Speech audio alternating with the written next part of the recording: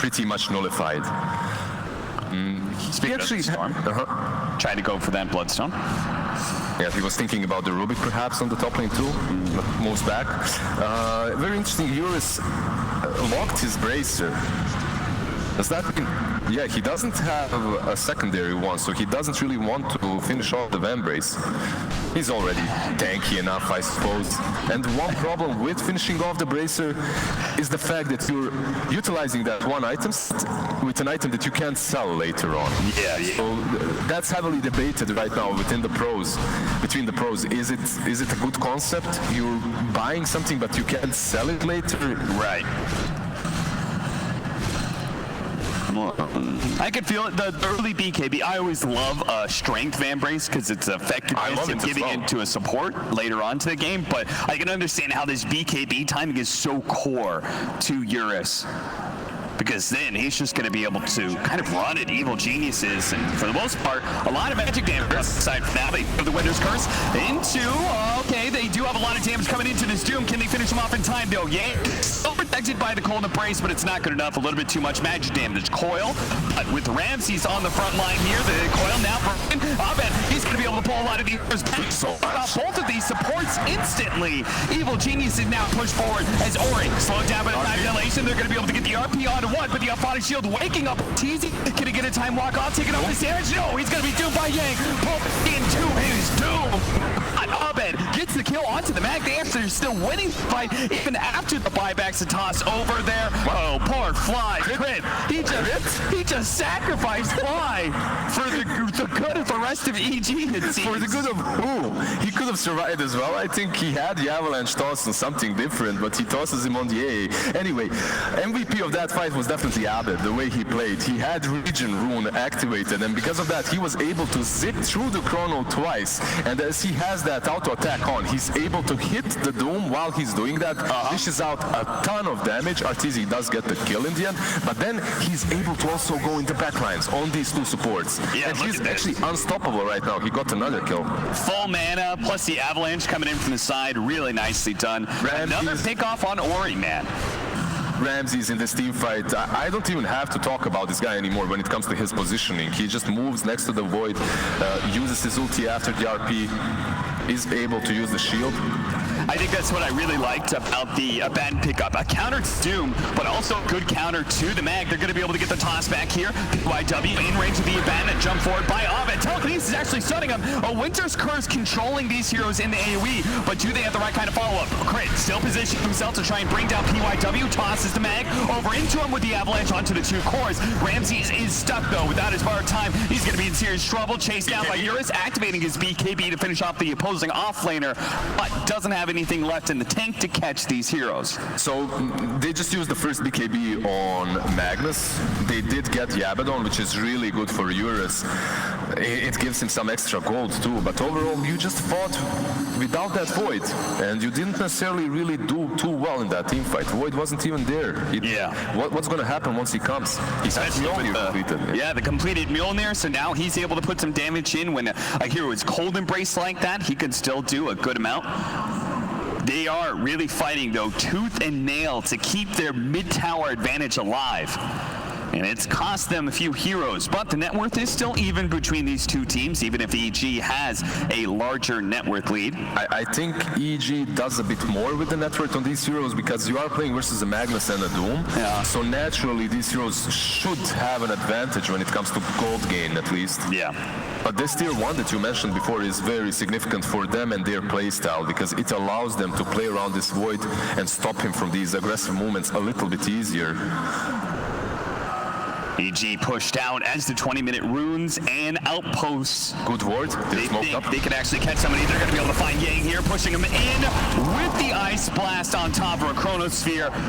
That was a lot, but it definitely ensured the Yang falls. I'm pretty sure they thought about taking him down without the Chrono there, the way they initiated, because also what could have happened, Void just jumps in and Chronos him, and then it's the same thing, right?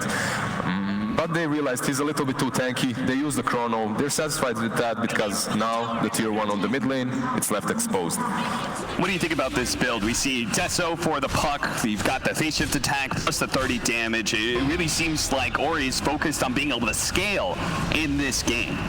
I mean, I don't know how I feel about that because they do lack damage, and it is a decent item on puck since the last couple of patches. But you're up against the Storm. He will be jumping on you, on the Rubik, on the Wyvern. You don't have that one defensive item that you usually get, that you usually need in this kind of a game. Yeah, I would have thought the magic damage burst against Void Storm would have been more effective for this game, right? Exactly, versus Void, versus Storm. The backline of an Ancient Apparition died very quickly as well. But maybe in part because the Abaddon and all the sustain he provides, Crit gonna toss DY away so he can try and get into the trees and TP out. But Ori finds him with the coil, and now Crit will be falling here. The Ice Blast to toss over onto DY. Does he get the kill? A toss and Avalanche a little bit more, but he's just barely the ticks. Thanks to the pipe barrier coming out. They don't actually take into place. Skewer attempted, but whiffed there from Eurus. Yeah, that's a good kill on the Tiny. They Crit and Fly, they tried to go on the Wyvern, but he was smart enough to use the Cold Embrace, and the pipe obviously helped out quite a lot. Desolator is completed on puck, by the way, so we're about to see how much he'll be able to do. I haven't seen this build built way too often recently, especially in this tournament. Yeah, we mostly in the playoffs came around. It felt like everyone was doing the magic damage builds. He does have Empower as well, which makes him, a little bit more effective with physical damage. But we shall see. It's definitely going to take some clutch Winter's Curses and RPs for Avicii Game to make use of all this. He's queued up an Aghanim Scepter instantly after. They will have a ton of damage with the Dream Coil, with the Skewer away from the Dream Coil, and both of these spells are ready right now. Do you want to go near the mid lane? Ramses, he's been planting himself here. Okay, with the Skewer back, they're going to try and bring him down twice, basically. Ramses has his ultimate, buys him a little bit of time. Evil Geniuses, they are all running over here, and they may be grouped up or not. Sure enough, there's Chronosphere with the Ice Blast on it too. Look at Alvin jumping straight to the back line, grabbing it with the Wyvern. They still manage to get off the RP, and that's going to be Ramses dead, but RT's a little bit too tanky for Eurus. Eurus trying to retreat with a remnant of his BKB, but Abed chasing him down, slowing him just bit by bit, running low on mana, but it doesn't matter. Eurus has been caught by the net. Avicii Gaming, they take the same bait we've been seeing for so many times in the last couple of days. E.g., they just put Ramses, the unkillable hero, up front. Yeah, in the end he does die, but at what cost? You just lost 5 of your heroes, you got wiped. And now Rosh as well. And look at Abed, by the way, not jumping inside the pit, but grabbing that Winter Wyvern before anything goes off.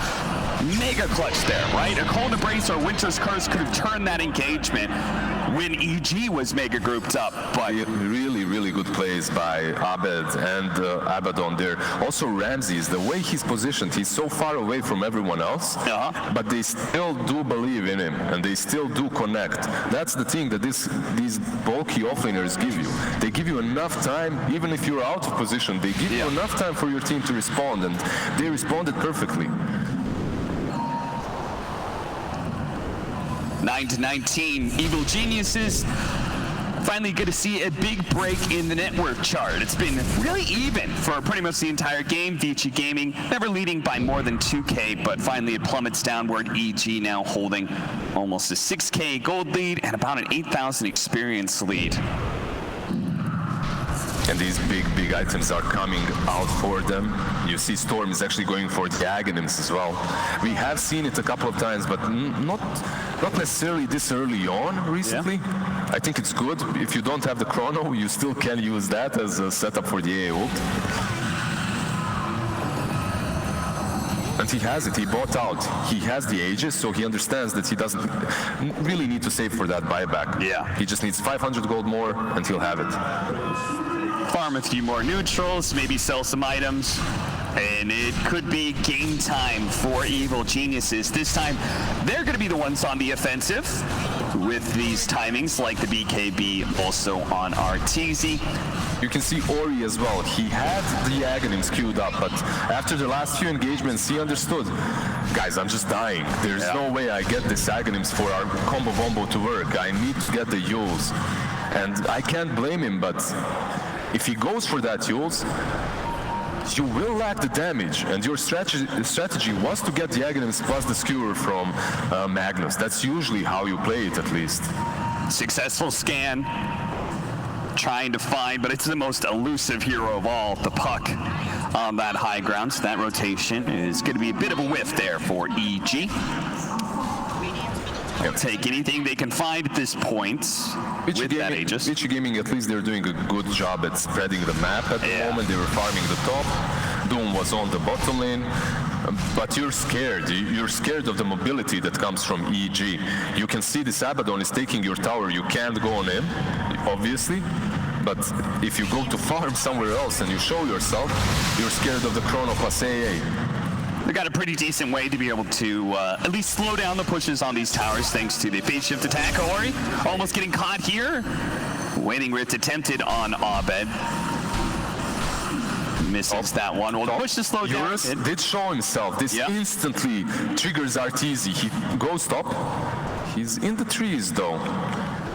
Yeah, maybe he wants to get to the cliff. You can't be too greedy if you're Eurus here. Yeah. Once you show, you can't go for that extra creep wave. You got to back up. He was hiding. Before that, he was always hiding in the trees, and he was using Shockwave as the farming tool. Right. That's good. But as a Magnus, that's position 1. You don't really want to be in that position. You want to be farming better. You want to be farming creep waves and the camps too.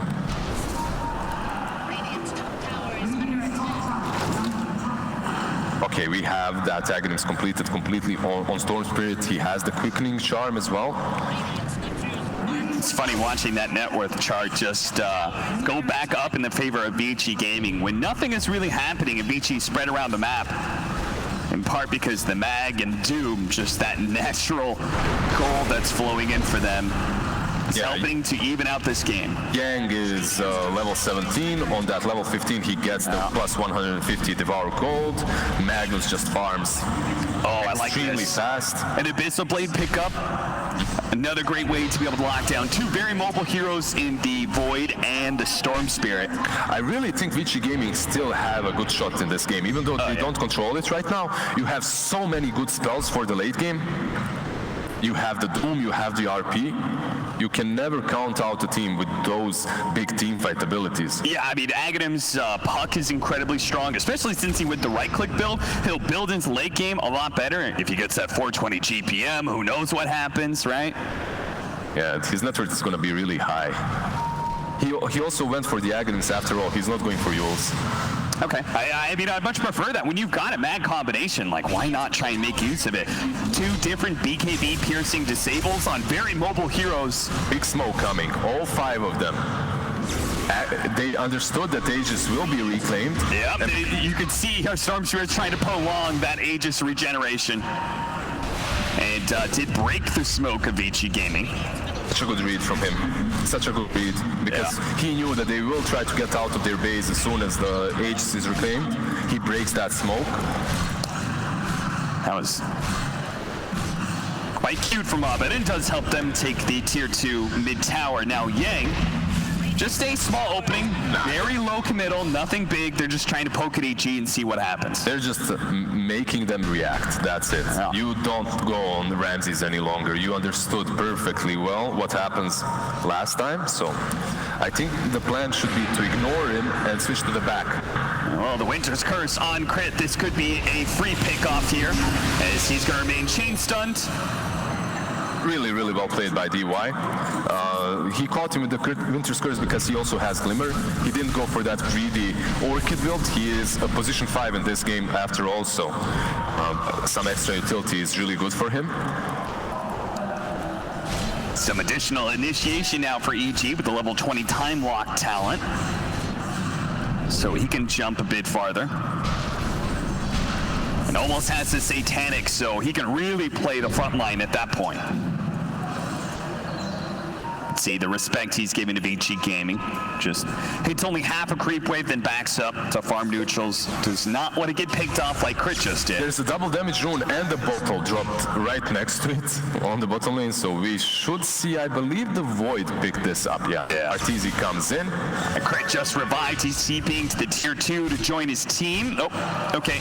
Didn't fill up the bottle. Artur was not paying attention. That's not great because now you will smoke probably. Yeah. They smoke, but they're on a timer with this DD. It's kind of force EG into this movement. To make this movement, and if it goes wrong, you're gonna think in the back of your head, like, what if we just had it in the bottle? Yeah, it's already on 50%. Look, it's already on 50. Ramses, he's trying to force something right now to skewer backwards into the tier 3. It's a nice way for VG Gaming to start a fight in a big advantage, even if it is catching Ramses first. But otherwise, not going to start off on him. BKB now for the Doom. That Vambrace still left out for any support, I guess, that wants to complete it, but nobody does. Everybody wants their mobility items. Blink daggers. You can't go on Ramses before you get the Blink on Doom and Aghanims, I guess. Then you have the break, you have the silence on the puck, and that's a fairly good win condition for them, because if you do manage to take down Ramses first, the rest of his squad is fairly easy to take down with a couple of disables. Yeah, that's a pretty interesting idea. Aghanims. But it's Aghanims is a long ways away. But when he does get it, but he did queue it up instantly. So, and he has that extra gold from the Devourer. It's one of those heroes that can get it in a couple of minutes, let's say. Well, the Aegis didn't really do a ton for EG. We'll see whether or not they can get the second. As Roshan is about to respawn here. Orchid now up for Abed. That Orchid also is building towards the Lincoln Sphere, which will obviously help them versus the Doom and the Winter Wyvern. Very, very passive game in the last couple of minutes, though. Not a lot has been happening. Yeah, you can see just a lot of farming right now. AG, they take over that triangle for the Radiant, sitting on top of their shrine, taking away this tier 2. This helps them to be able to control the Roshan pit. They also don't want to give up on that vision that they have the high ground. Eurus knows, though, that it leaves him free to be able to push bottom aggressive. And it's up. Rosh is about to go up. It is. So it's Dire's advantage right now. The fact that they took this area and managed to ward it is a significant advantage when it comes to the Rosh fight. They've got some pretty good heroes for taking that Roshan too. If Ramses wants to help them do it, he just got the 90 damage talent, plus has the medallion. On the other hand, you do have good heroes around the pit on the side of VG Gaming too.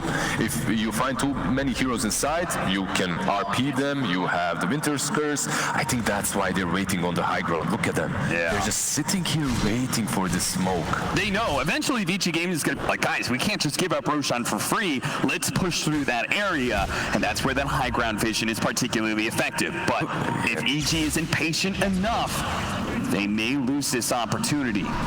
There is one ward that's completely They got the initiation onto the Faceless Void. A massive kill. They can get it. Telekinesis preventing Ramses from being able to help out Artur, but he actually managed to come the side. The RP now coming in. Abed's going to be able to lock down the 2 in the back lines, but Artur does fall. The 2 supports wiped out real quickly as Ramses helps bring them down, but Eurus being peppered by Ramses. Managed to get the silence up on him while they leave. They're going to TP away, tossed up high, down hard for Eurus as he's going to be brought down with no buyback. PYW, a triple kill for Abed at the end of all of that, while Yang going to be chased down as well. Abed out of mana, but just enough to catch Yang and potentially get the ultra kill. Oh, and a silence!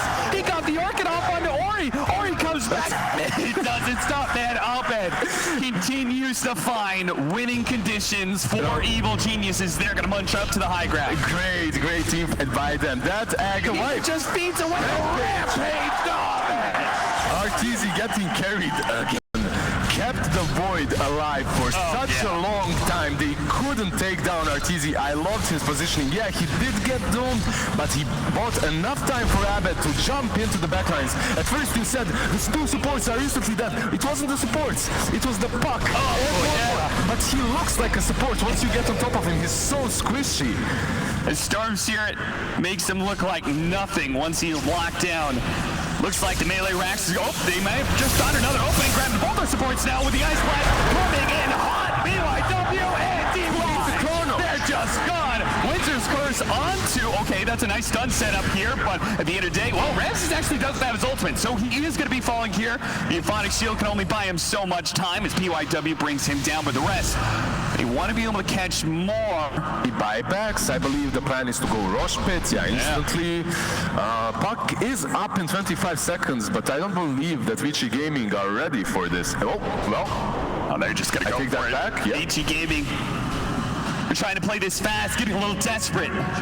If you don't go in, if you don't disrupt this, you can't win. They have 6 seconds till the RP is back up, but Roshan is falling so fast. Somebody's got to get inside the pit and stop this right now.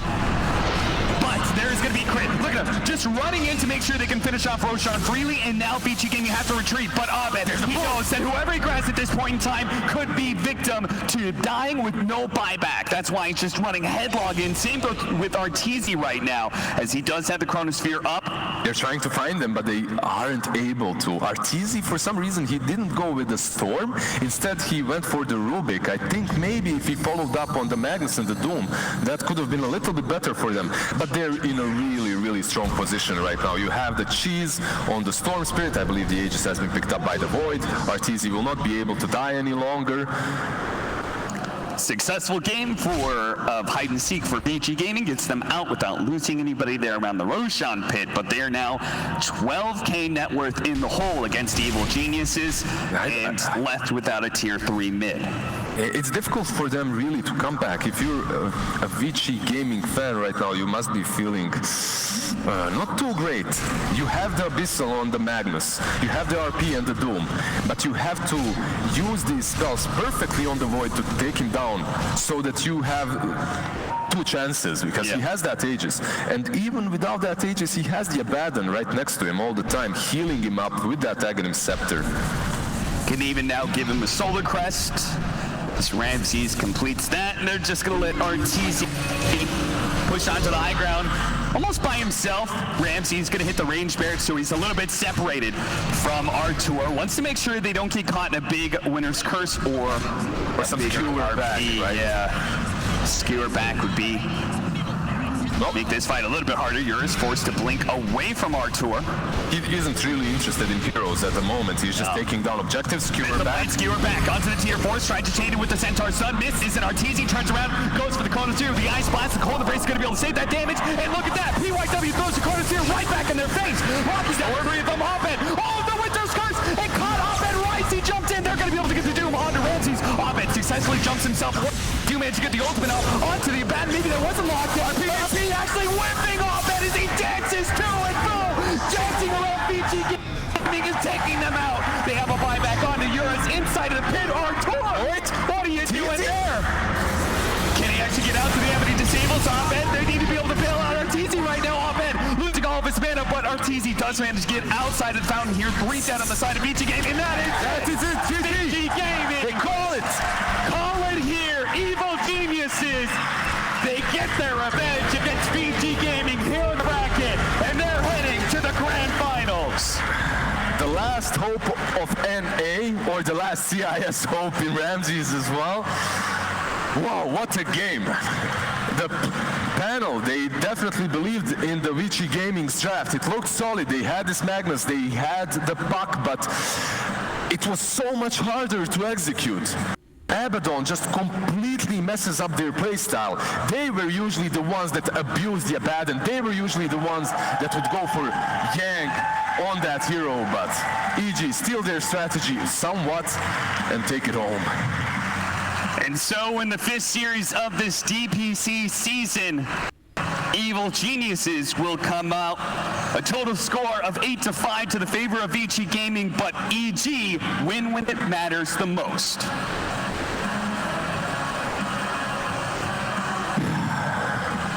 EG. What a series, man. What a series. An incredible series indeed. EG, they're going to have to think long and hard, though, because at the end of the day, it's Team Secret, the final raid boss, that is waiting in the grand finals. Such a high skill level of all the games that we have watched in the last couple of days. We'll see whether or not the grand finals doesn't disappoint as Dream League Season 13.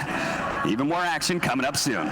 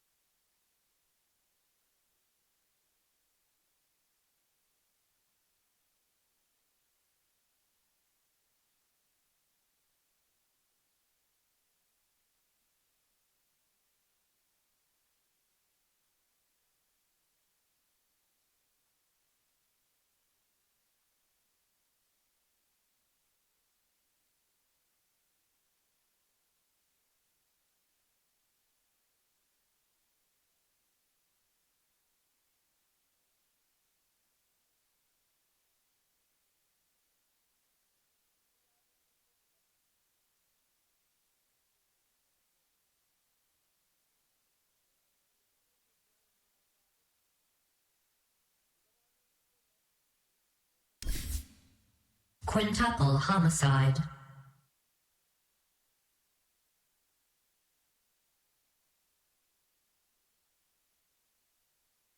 I hope you're proud of yourself, you monster. Great teamwork. There's nobody left to kill. Remember that team of living people you used to be alive in.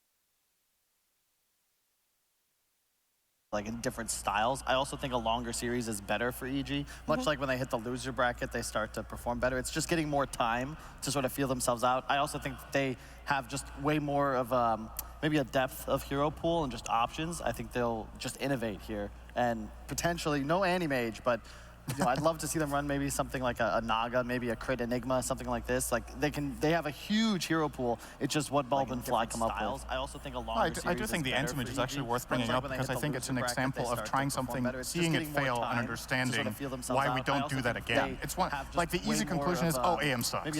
The bigger conclusion is, okay, AM did not work in these games because this and this and this. When we get in a similar position, we will not pick AM. We will not pick another hero with similar traits. So we're going to instead try to build lineups that have a little bit more tempo, which is what they've managed to do. Ricky would be another hero that they took up early and they dropped that one. Like, but you never know. They're just like, nah, not about that anymore. No, I need to ask because everybody remembers EG's third place last year, and we know that they have two different players. How different is their playstyle now compared to then? Because their run-ins with all the third places, most of the times they were stopped by VP or Secret. Like that was the whole trend of last DPC season. How different is EG's playstyle compared to last season? I think you just even take one player, Ramses for S4, and it's like, I mean, S4, he won a TI and he did great, but you bring just some fresh blood onto it. And he's been put in this 1v2, 1v3 situations that S4 had before, and he just kind of crumbled, right? Meanwhile, Ramses is like top net worth as a Doom who is left by himself. I think that's exactly the point I'd make as well. I also feel like Ramses, not to say S4 didn't, but you see Ramses performs to the level of his competition. Like when he shows up on stage, like even looking at his time in VP, yeah, they may have underperformed at TI, but he didn't. Like he is a game winner, and you're now much more confident putting your offlaner on like a true core, to your point, someone that will be top of the net worth, instead of S4's role, which was usually more of like the Axe, the Centaur, the Darkseer, primarily initiator. Like that was his style, whereas Ramses can play effectively anything you give him. And do you feel like Sumail was similar to Abed? Yeah, I was just going to say exactly that. I think that it's a good thing to talk about Ramses because swapping in Abed for Sumail might have been relatively easy for the other players to get used to. They're pretty similar in playstyle. They're strong in lane, they play active team fighting, initiator or ranged intelligence mid-heroes that want to, you know, go out and kill stuff. Perfect case in point, the Storm Spirit, the TA, Sumail playing both of those as well for EG in the past.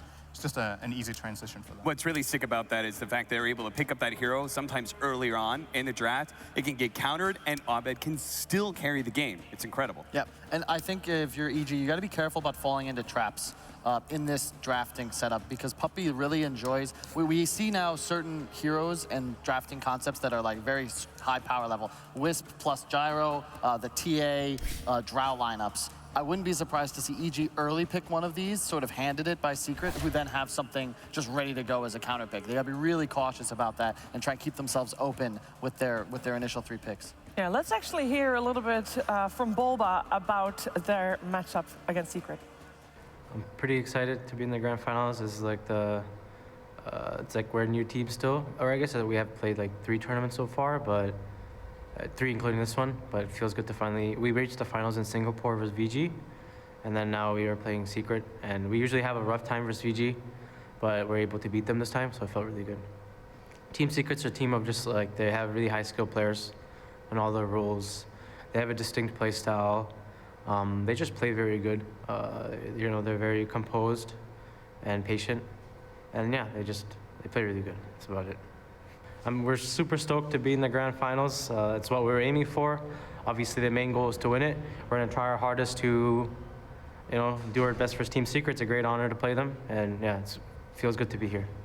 Yeah, and that feeling good moment that Sam had when watching the Game 3 of that series, our green room, to give you some perspective, our green room is right next to where the coaches watch the games. So we could hear Sam loud and clear cheering for his squad. That was exciting. I mean, he says they're excited, but we know how excited he gets. Yeah, and I think that, you know, I think both these teams, right, are actually so composed. They're 2 of the teams that don't really show any emotion, like before the game, during the game, right? You win a game, just like, all right, cool, a fist bump here, a smile there, but nothing crazy like the Liquids and Alliances. And there is so much history as well. I mean, we're talking mostly about EG at the moment. We're gonna get the Secret as well. Arteezy, former EG. Fly, former EG. Bulba, former EG. What are you saying? Am I not right? Former secret? I meant former secret. Well, Arteezy, he was former EG as well. He was also former EG. You know what I mean. Come on, I meant former has secret, the hot of course. insights of who's getting kicked after this tournament. Well, Zai is former EG. And I mean, no, Zai, I would say, yeah, Zai and Arteezy, I mean, these guys were like best friends for a very long time. They still are good friends, right? Yeah, they are, but it's like, obviously, if you're not in the same team and you're going to be opponents now, like, sure, there's a friendly rivalry, but deep down, you're like, nah, I don't like this guy, I got to beat him. It's like back in high school, you know, sharing homeroom with somebody. Like, imagine if you had just every class with one guy. You're going to be friends, but then next year you have nothing together. You still might keep in touch, but you don't have that forced interaction that being on a team is. Oftentimes, if you're on a team, you kind of forget other people exist. Yeah. There's gonna be some tips in this game when they kill each other. I'm pretty sure there's still that, and it's not. You know, a lot of the times when people tip in these games, it's like, oh, we're trying to tilt them or we're trying to get to them. I just think they have a lot of respect for each other and they're still friends and having fun. So if something funny happens in the game, if Arteezy ends up on the clip, Zai will be the first to tip. That's my prediction here. I'm pretty sure he'll be all over that. All right, Cap, talk to me about Team Secret because. You know, they took a break half a year, and they played in Singapore, and it was actually EG to knock them to the lower bracket in Singapore as well, but I don't think we can count that, considering Yapstor wasn't playing for them, and it was mid-1 instead. So how is it that a team like Team Secret can just, I don't know, take a half a year break and still be on top of their game? Well, I think there's something about Puppy and his leadership and the kind of players that he's able to always pull in. And he also seems to have a good knack for recognizing young and upcoming talent. Yeah. I mean, he was the one who snatched up Nisha and pulled him into that truly tier 1 pool. And he has, like, he's easily come to expectations, if not exceeded them. Time and time again. I think that him as a carry has just been wonderful for Team Secret and allowed them to be able to have still a versatility where he's able to now play that mid lane oftentimes and reach into Matumba Man, allow him to play that hard carry that he always kind of wanted to, you know? And I think, just going to Nisha, he's been the best player this tournament by far, I think. I think, like, if you have the MVP of the whole tournament right now, it's been Nisha. Like, he hasn't had a bad game. Yep. And I think EG is going to have to be a little cautious. Again, I don't want to see them fall into the same trap as they did in the past, like yesterday, where they just have no ability to fight in the mid game. Secret, I have no problem putting all 3 of their cores on heroes we'd consider 2s and just fighting. You got to be prepped for that. And to your point, I would agree. Nisha has definitely been my MVP thus far, but Abed making his own case after that storm in the previous game. Yeah, we've had only a limited amount of words that we get from Secret because they did make their run through the upper bracket, so they got the least amount of games in here in Leipzig. But we did have Puppy sit with us for a little bit after his series against Fnatic, and they did lose the first game. Like, they can bleed, we know that. And he talked to us about what they learned from that one loss was that they're just picking fighting heroes. Like, that's their goal, like, just fight, fight, fight. Is that some information that you can do something with if you're EG, Sin? I mean, I don't know how much that interview says compared to all of the replays, right? Like, you look at the drafts kind of speak for themselves, especially the last draft against VG Game where they picked like 5 team fight heroes or something like that. They were willing to sacrifice a bit of laning prowess just to be able to fight in the mid game. When you go against that kind of strategy as EG, you do one of 2 things. Either you double down on trying to really crush them in lanes and take advantage of that and build a big enough advantage, or you have to match them. I don't think playing split push to avoid team fights works in this patch. I think it's way too hard, so don't go that route. Yep. I agree. And certain heroes have also risen. I think we should expect to see more priority on AA for certain. I think Pangolier. Pango is like that secret hero I'd be terrified of as an EG fan because they play it on so many different people, and it's so strong at all times. Zai, even with no laning phase whatsoever, still manages to And you have crit as well, right? So it could be on both sides. I'm way more scared of the Monkey King on this side of Team Secret. That is a hero that I feel like it hits that mid-game timing. It's so much team fight. It also gives you that vision advantage, which is so key to be able to find the right kind of initiation in the first place. And hey, he's a great Echo Saber build-up hero that we see so much. That's part of the reason Magnus is so strong, right? That build-up into that item. It's a huge power spike. And it's a best of 5 as well, right? Let's not forget. So there are some sneaky picks that could make their way in there. You know, Matumba Man has a very notorious hero pool with the heroes like Broodmother, Lone Druid that was first phase banned against Alliance against Liquid pretty much the whole tournament. Matumba Man also plays that one. We could see his Lifestealer. And you have the option of putting Nisha safe lane if you need to in a game. Like, he doesn't have to play the mid role if Matu can get a Lone Druid. I feel like we've just actually seen this series so many times before. I'm worried. I feel like we could easily see like an EG just bust out. You know, AA Void, right? It looked so good for us before, and then Secret's like, we saw that coming, and we just all in push lineup with like some Lycan or Lone Druid, and just, yeah, you know, who knows? We'll get to it eventually. We will get to it, Kyle. Indeed, we will get to it. But we will get to our grand finals after this.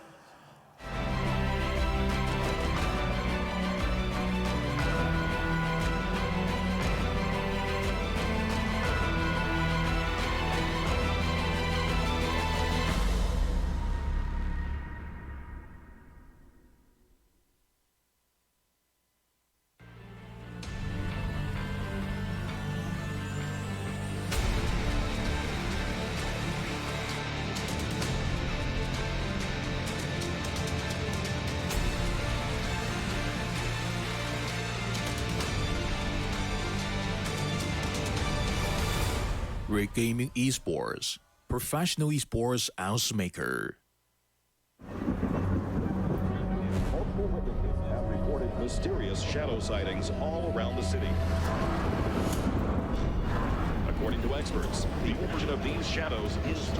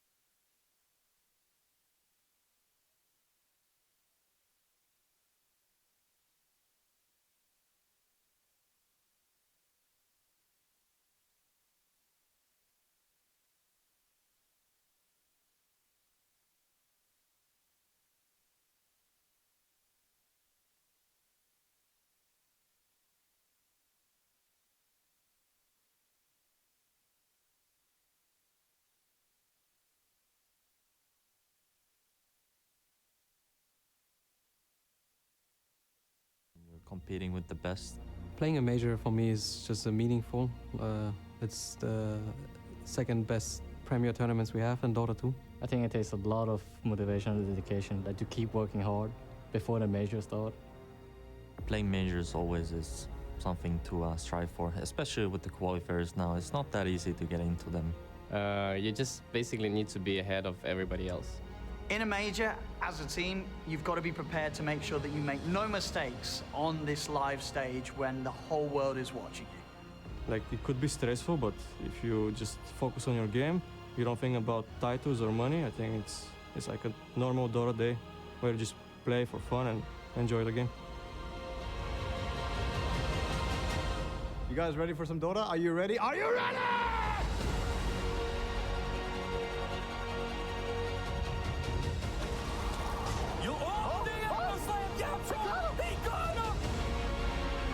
Fighting with Crit will manage to get the kill, but I think he's going to be dead. That's a GG call.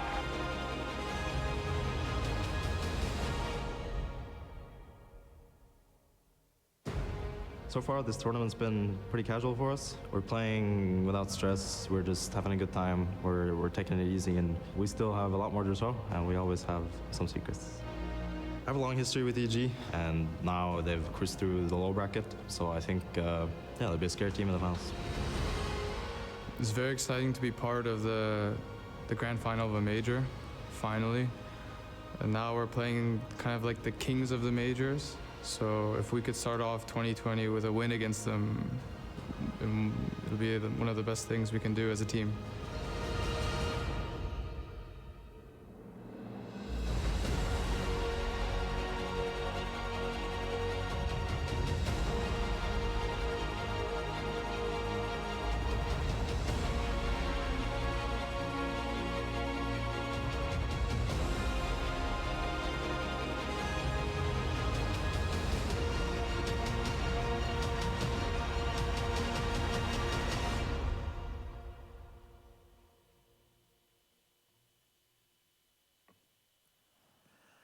Ladies and gentlemen, please welcome on stage Team Secret and Evil Geniuses!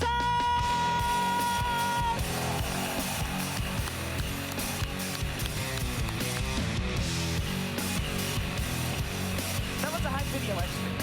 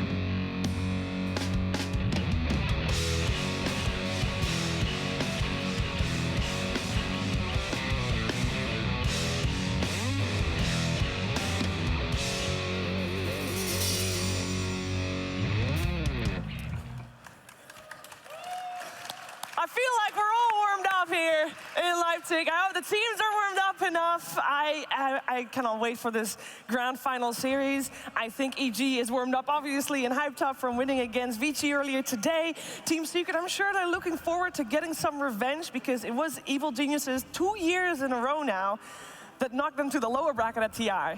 Like, every time. In the first round, it's like, welcome to TI playoff bracket. Made it to the upper bracket? Great. You're down. And I think they're looking for some revenge. Obviously, though, Team Secret does have 2 major titles under their belt from last year. They played in 3 grand finals, 1, 2, and EG, they did not. They did not. They did not play in a final. Top 4s here, but yeah, didn't make it up. No. All right, so I need to hear from you guys. What are we thinking? Do we think that Secret is just the upper hand, or does Evil Geniuses and their run that they've had with just the more Dota that they've played, do they have the better shot here? I think, I mean, you just It's tough because Secret has to just be the favorite going in. They're in the grand finals. They didn't drop a game in the main stage yet. They look so good, and as we said, it was the same with EG versus Vici. We got to see the adaptation and how they do it. That's what I'm looking for. But I think EG's leveled up throughout their tournament run, right? Puppy said in the interview that drafting is like more important now than it ever has been before. There's new stuff that EG's learned, right? As an example, AA. It went from, hey, why is no one picking this, to, okay, yeah, this hero is actually really, really good. How does this affect the meta? Because everything just does go in cycles. But don't you think Secret just has like a bigger hero pool, like on all their players? Arguably, but we don't know what EG might have. You know, I know Arteezy or Abed could just bust out a Meepo, for all we know.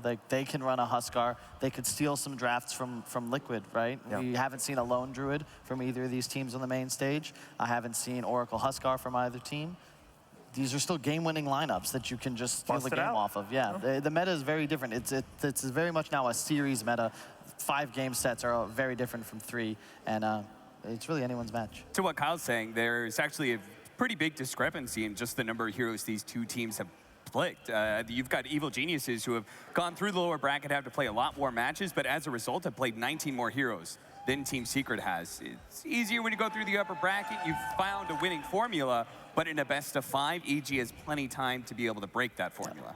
I think something for me, when I look at these two teams, something to keep in mind is it's not only the scoreline, it's has Secret looked like they could lose, is my question, on the main stage. I don't think, there's been games that EG has won, or series that they have won, where it has been close, but they've edged it out in the end. They've got the little bit that they needed.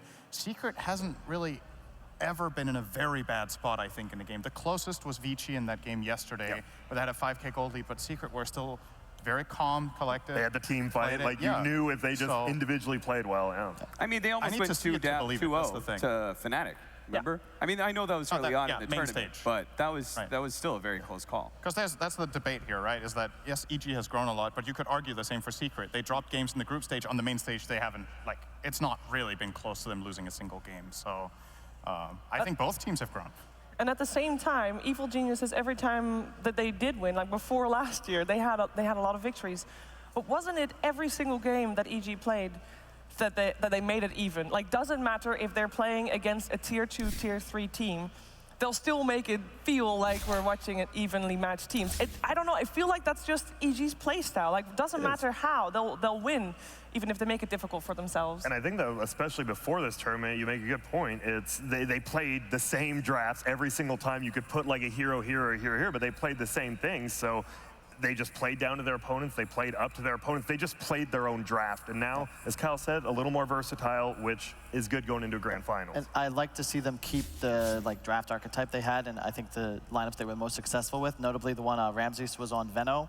I like him on 3s that shade towards 2, but that means Fly might be forced onto heroes that effectively have 0 farm priority, which I'm okay with. Have him play AA, maybe bring out the Bane, Oracle. Like, these are, let him just sort of focus on backing up his allies and let his 1 through 4 position just farm. All right, gentlemen, ladies and gentlemen, it is time.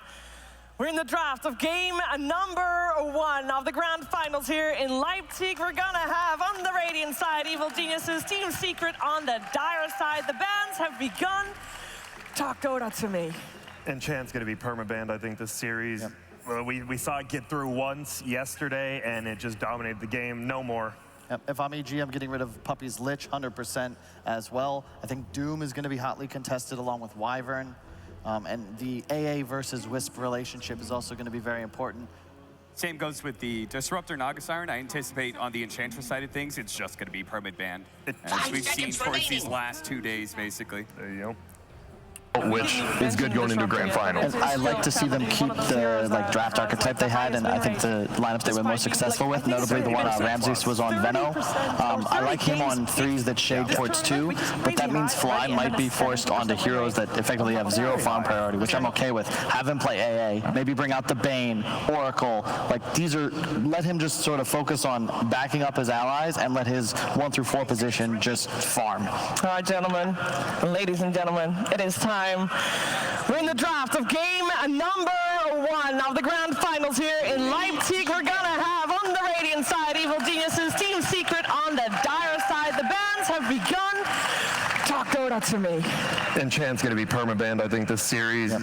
Well, we saw it get through once yesterday, and it just dominated the game. No more. Yep. If I'm EG, I'm getting rid of Puppy's Lich 100% as well. I think Doom is going to be hotly contested along with Wyvern. And the AA versus Wisp relationship is also going to be very important. Same goes with the Disruptor and August Iron. I anticipate on the Enchantress side of things, it's just going to be permit banned, as we've seen towards these last 2 days, basically. There you go.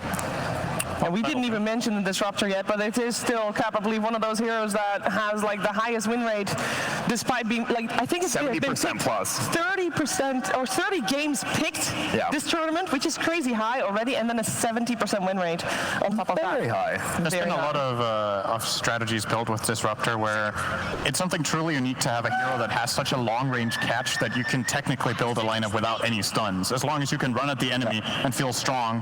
Usually that's the downfall of, for example, Shadow Fiend strategies or whatever, that you start taking the fight with the enemy, well, what if they just run away, right?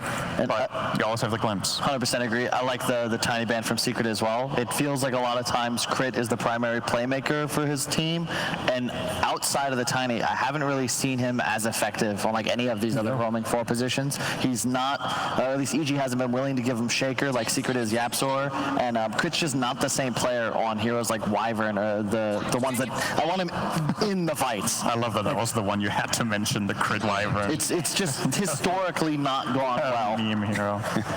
Oh, she's single. Let's hook her up with Rich after. All right. Lich ban, you called it. It was going to come out from EG. It's just too value to give Puppy that hero. Is it just like, is Puppy just the only one who's like playing it right? No one else is getting it first banned against him. I think it's just what it allows Secret to do. It gives them a very formidable laning phase, and it's versatile in the sense that they could tri-lane with it, they can still dual lane. They get rid of the AA on Secret, so this means, you know, if you want to leave us Wisp, you better have an answer for it. So this is Secret's way of setting up for a guaranteed Doom pick, basically, unless, like, if you... It's a best of 5, right? And what I love in best of 5s is that you usually see whatever is considered the broken hero or heroes of the patch, they get through at least one game. Like, there will be something. There's a high chance if we go 5 games that EG will get an Enchantress, for example. It's probably going to happen. There will be adaptation throughout the series. I wouldn't be surprised to see EG honestly letting the IO through. Be like, you know what? Force them to pick one. We're trading. We'll trade IO for Doom instead of just banning IO and giving you a Doom that we don't really feel like we get a good response to. They won't even get the Lich counter, or take a Lich rather. They banned that themselves. So then what do you get if you give Doom here? Treant, Wyvern. Slark is also still out there, a hero that has been banned in the first phase, but whether or not you want to take it in the first phase against one of the best teams in the world is a little difficult, right? It's like, yeah, it feels like the best carry of right now, but it still has some answers to it. So now that they banned Magnus, I think they made IO even better, and Secret needs to choose. Is it between Doom and IO? Do you think there's anyone else, or probably you could possibly... Yes, I was going to say that as well, because I don't think they're going to go IO plus Doom.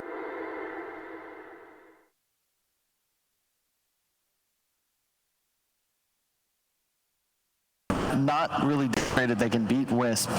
No team has really demonstrated they can beat Wisp without Ancient Apparition.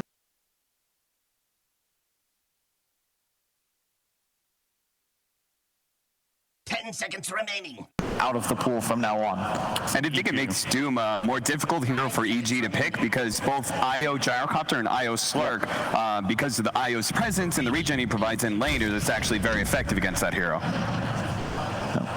Should some good base. I love when this hero gets picked. Base. Bernson, I think EG are on the Kyle train of we hate Crit Wyvern. Let's get something else. I honestly think Crit has been playing well on Wyvern this tournament. Arguably one of his worst games was just now on the Wyvern. He went 1-9-9 in that game. And can you not buy it? Why not? I still. Why you just don't like it? He's had other games where I think he's been playing fine on the Wyvern. EG just play best when all 3 of their cores are free to shove lanes and play their own games. They function best when they're somewhat independent, and then Crit is fighting, Fly is ready to TP, Ward and backing up. So I pick one of his cores. Huh? Puck. Wouldn't mind Puck. They just take one anyway. God. I'm just not a huge fan, I'll be honest. Well, we'll see. We'll see. It's just something EG, they've already tried this out. Secret certainly will be prepared for this Wyvern. What would you pick now as Secret? Do you take Slark, Gyro, or Gyro? Just take the Gyro. What about Treant? I'm okay with not getting your partner right now, just leaving it a little bit more open. If they're willing to pick something like a Huskar later on, I'd be okay. But I just think Gyrocopter Wisp is such an insane duo that you need to have something pocketed that you're just as comfortable with. In the past, you know, used to be Tinies or Svens. These heroes are no longer able to be ran with Wisp in the same way. Who plays the IO for Secret? Is it only Yapsor, or does Puppy play it now as well a bit? I know Puppy does play it. I just don't know if he's willing to. They will be their first IO of the tournament in this game because they have not been able, or have not been wanting to play it before. I guess it's Secret then too. Oh, that reminds me of was it the Shanghai Major where Puppy had not played Earth Spirit the whole tournament? He pulled it out in the final. And he missed like 10 rolls in a row. I was like, all right, I'm not playing that anymore. I doubt the IO will be the same thing, but it's cool to see, right, that they've not used it the whole tournament. Now it's the time. There's something they've learned here. I personally think it will be Yapsor playing. Ooh, okay. Different approach. Yep. And speaking of heroes that they haven't played yet this tournament, OD is another one of those. Yeah. Damn. Puppy has a history of loving to pick these heroes together. IO keeping OD sustained, giving attack speed is exceptionally powerful. You basically have now a hero that can save IO as well. It's really cool when one of the cores can protect the IO. It's really good against the Wyvern as well. You have an insta put down for anyone that gets cursed out of position. You need Axe, I think, to do that. The cast range on Astral is not high enough until you have Axe. I'm pretty sure. Maybe. But you do have to build up. Got nerfed, right? It used to have much higher cast range, and now it's shorter. But when you get the Axe, everyone's gotten Axe except I think Arteezy didn't get it one game, and there was another game it wasn't got. So more than likely. Yeah, there was that Moonshard. The Vici one. There is the damage you can lay into the Cold Embrace, and I think honestly, like stat stealers are just insane right now because of all the sustain that happens to the game, all these defensive supports that save somebody. Cold Embrace just turns into an opportunity for this OD to steal, get a bunch of orb charges rather. Yep, and I like it because it kind of just denies the Timbersaw, right? They don't have to ban it out now, and I don't think you feel comfortable playing it into the OD. That's a really good point. I think that the concept most fleshed out thus far at the tournament is these strength heroes that just abuse sustain mechanics. OD is arguably the best hero against them because it doesn't matter what your armor is, physical or magical, like you're dealing pure damage, and the hammer just hits unbelievably hard. Wyvern now is kind of removed as a save as well because you just beat into the Cold Embrace anyway. Doom also can have a lot of trouble against the OD for the same reasons. They do take out the Monkey King. We've seen it. I think Team Secret, they like only third pick it. Just get rid of it. Don't let him move around the map and just dominate you. Yeah, it's the kind of core that Secret is probably the only team in the world right now that would pick it together with IO. I just think Matoma Man plays very aggressively. He's very confident, and it's nice to have that kind of the reach. I think they take huge advantage of when they have the Monkey King is their reach in fights, of being able to start from a long distance. I really like that Drow ban. That to me is like how Secret would lose up against EG is if they give away some sort of gotcha and or just a hero like Drow that just provides such a it fits the need for EG. It allows them to play the way they want and then translate kills into objectives, which typically their drafts have trouble with. Yes. What do you guys think about Leshrac for EG? We've seen a lot of Leshrac picked up against the OD. High mana pool allows you to be able to ignore the Senni's Eclipse, and I don't think it's a bad option against IO lineups either. Kyle, you really like that whole EG, the lane shove, and that's what Leshrac does. I love really it against Wisp too. Yeah, it would be solid here. I think that I want something like a Leshrac or a Venno for EG in the third or fourth pick here because of the tower pressure and also just because it makes it more difficult for Secret to control areas of the map. The tools to provide vision are really effective against Wisp lineups. Who would play it? For EG, the Leshrac. The Leshrac for EG. Oh, any of them. I'd be confident with Abed or Ramses specifically. I think it's best for Ramses. That's the sort of three that I think this team will thrive with him on because he can play a lot more aggressive, and they just straight up third pick TA. I'm a little concerned because Secret saw this, right? Yesterday, EG leaned on the TA to take down Alliance, and there's no way they came into this game without an answer, and already I'm thinking Huskar fourth pick for Secret. Huskar is definitely very possible here. You see, a hero that could have played against the TA as well for Secret if it were to come down to that. It could have been the Monkey King. I think Monkey King play that lane just fine. But now that you remove both of these into the TA doesn't only have 2 lane counters. There's more options that you can play. There's even the possibility, I don't know how cute they want to get. We've seen some mid Batriders this tournament as well. That's another really good point. A Batrider, we saw it against, it's just one of those hard counters to Wyvern as well. Both, you have no real answer to it in the laning phase thus far for EG either. Now you're still in the pool. Yep, and this is so, the new tree is much better against the TA because you just provide so much armor. Even, especially in the mid matchup, you're just not going to die. And it's also AoE, BKB piercing root, very effective against TA Doom. You know that they're going to be going for it. And TA is not the typical ranged Agi hero. You don't want to buy a Manta, so it's just very easy. Oh, BKB, rooted immediately. Yep. Now, I remember sitting in a room with Mind Control watching the grand finals at ESL Birmingham with these two teams. And I remember Mind Control saying, Secret shouldn't pick IO, because that means you have Yapstor on IO, and Yapstor can do so many more things on other heroes. Whoa, dude. Okay. Nyx Assassin coming out. Now, this is cool as well because I'm still thinking Huskar for Secret, but the new Nyx ultimate does apply break on attack. So it's a little more effective than it was in the past. It's a very good hero against the OD. It's a very short duration break though. True. It is. Is it 4 seconds, I think? So you negate that with an Astral or relocate. I mean, it's still something. I think the Huskar pick was still an awesome suggestion, honestly. I think it looks really good. Because right now all Secret need is that hero that they just make indestructible that does either spread damage or can kill towers and be a massive threat and provide its own catch, which Huskar does. Is there anything else we're forgetting? I mean, Gyrocopter's obviously still in the pool. This Nyx Assassin pick, we haven't really seen too much of it. Is it not too slow of a hero? Like how quick we've been seeing all these games go? I fear that it is. If you look at the EG lineup, like really, where's their tempo going to come from, right? You now have a Wyvern, Nyx, Doom is 4-5 and a TA. Like you're going to need a lot of space, and they actually just go straight for the Slark. The space creating Slark, right? While this OD farms, I think is how they played it before. But you just don't really, you're picking it into Doom. It's quite brave. It's scary. Something I like about EG's draft, though, is they have good ways of getting information. They have the Vendetta, they have TA traps, and if they get the jump, you have multiple ways of starting a fight. You can start it with Nyx himself. You can start with a Doom Blink Dagger into Doom. You can start it with a Curse. If Nyx at any point sees IO plus Core next to each other, that could be the setup fight. It's very easy for the whole lineup to follow up. They all naturally want to get mobility as part of their hero builds. So I think Slark only really this lineup super well because of the fact they have both the IO to be able to allow the lane find that's against the Doom, but then on top of that, this Treant Protector allows this greediness of Secret to work in the first place, right? There's just so much side lane pressure from IO and Treant Protector, the way you're able to keep the lanes always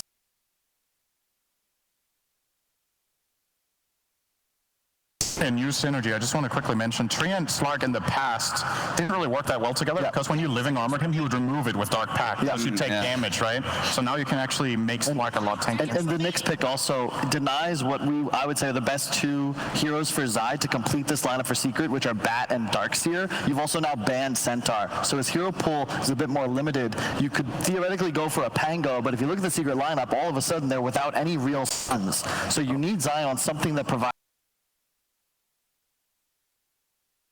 look into the Firefly and pop Carapace. It's not really a playable hero. So you're quite limited. I'm curious to see. There's the Lesh, man. Clockwork is a possibility, but I don't like it too much with Slark, but I like it a lot with OD. So it's about what they think is more important. The reason it's not that cool with Slark is even if you can the cogs, well, your 2 heroes next to each other, you're going to get cursed, right? So it needs to be. You can get a sustain hero. There's still a Abaddon and Omni you can pick up against the Doom. But then you just don't have any stuns. I don't want to play this EG lineup. As Sin said, they have so many tools to provide vision and acquire map control. You can't beat them if you can't stun them and find kills. It's going to allow EG to just play the map at all times. And inevitably, a Doom Nyx TA will pick you off no matter how well you're playing Dota. I don't think there is a perfect pick here. So now you need to choose. I think there's going to be a weakness no matter what. All right? They're going to go Timber. That's very different from what I thought. I was thinking both Puck and the rest. So, maybe you could have build your lineup in that way. They're just trying to bully lanes, right? And become unkillable with their Slark Timber. It's just required that Secret win their lanes and take towers earlier on. They need to kill 2 or 3 tier 1s before EG touch 1, and then just try and take over map control, force EG inside their own woods until the Slark's online and able to try and hunt around the map. How's Razor here? Not a huge fan. I'd rather a Pugna. Why? I just burst damage. I want an anti-magic against the OD. I think that's your big concern at the moment, is a BKB timing on the OD. Man, these two supports do nothing to this Timber, so he is going to have a real good game. There's the Razor. Nice call, Sin. Why'd you like it? So they're going to put the TA mid, right? And you're looking for a hero that can sustainably do well against both Timbersaw and Slark in the laning stage. Even if Slark can pounce out of the static link, then that's a done deal. It's an Arteezy hero. He's played it a lot in the past. It has the tempo, it has the team fight, the mid game. I think it fits the bill. It frees up their supports to do a lot more of what they want to do because he can play alone against Timber. And it's time. It's time. Game 1. Dream League, Season 13, Leipzig Major, Evil Geniuses, and Team Secret with, of course, Odie Pixel and Fog.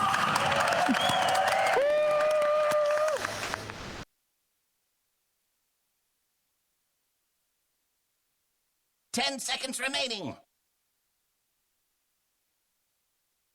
5 seconds remaining.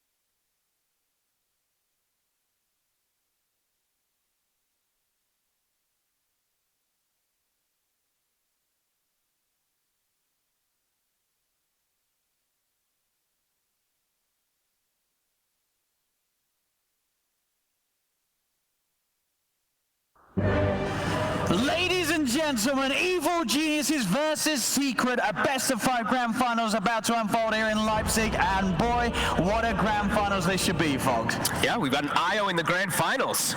Good fun coming out here, and you don't see Secret play too often. No, but obviously a hero that has proven to be very strong here. We have seen EG, they have won games against the IO, they've had plans against it before. The question is, do they have a good plan against it this time? What do you think about EG's response to Secret's opening? It's definitely very mid-gamey type lineup, especially with this Razor pick. They're looking to do well in their lanes and also just come out of that one with an advantage versus this Secret draft. It's a Slark, right? This hero started to fall off pretty hard, I feel like, in this tournament, but it does make sense them picking up here. I look at the Secret draft and I'm seeing a lot of different ways of sustain and a lot of ways of protecting each other, right? We have living armor, we have the IO tether with your overcharge coming in. Timbersaw's got reactive armor, charges built up. Then you have your Slark. If he gets out of combat, he gets a lot of regen. OD as an Astral. A lot of different ways to kind of protect each other if they do get targeted, let's say, by that Doom in particular. And do you sort of agree with what the panel was saying about the fact that this draft, you look and you say Secret's heroes, if they do have a good laning stage, they get through to sort of the mid-game onwards, they're just going to be very hard for EG to take down, whereas EG's strengths are going to be in the lanes. They can try and get this dominant lead from the start. Yeah, absolutely. I think that's why they like double down with this Razor pick, especially too. And he does have, I think, especially what Sin was pointing out, is you look at the lanes, and wherever Razor's going to be, he's going to have a good lane in the side lanes, because he's not going to be versus the OD. We know that the OD is going to be in the mid lane, so no matter what, he'll be versus either Timber or Slark on the side lane. So great link targets to be able to get a good start for Arteezy. And is this sort of the best of a bad lane for Secret to have Slark in that lane, or do you think they're going to want to adjust and make sure that Matu does have a good time on the other side? I think they just want to make sure that Zai doesn't get absolutely nothing. If a Timbersaw is left alone versus a Razor down, remember something along those lines, he literally will just have to he can't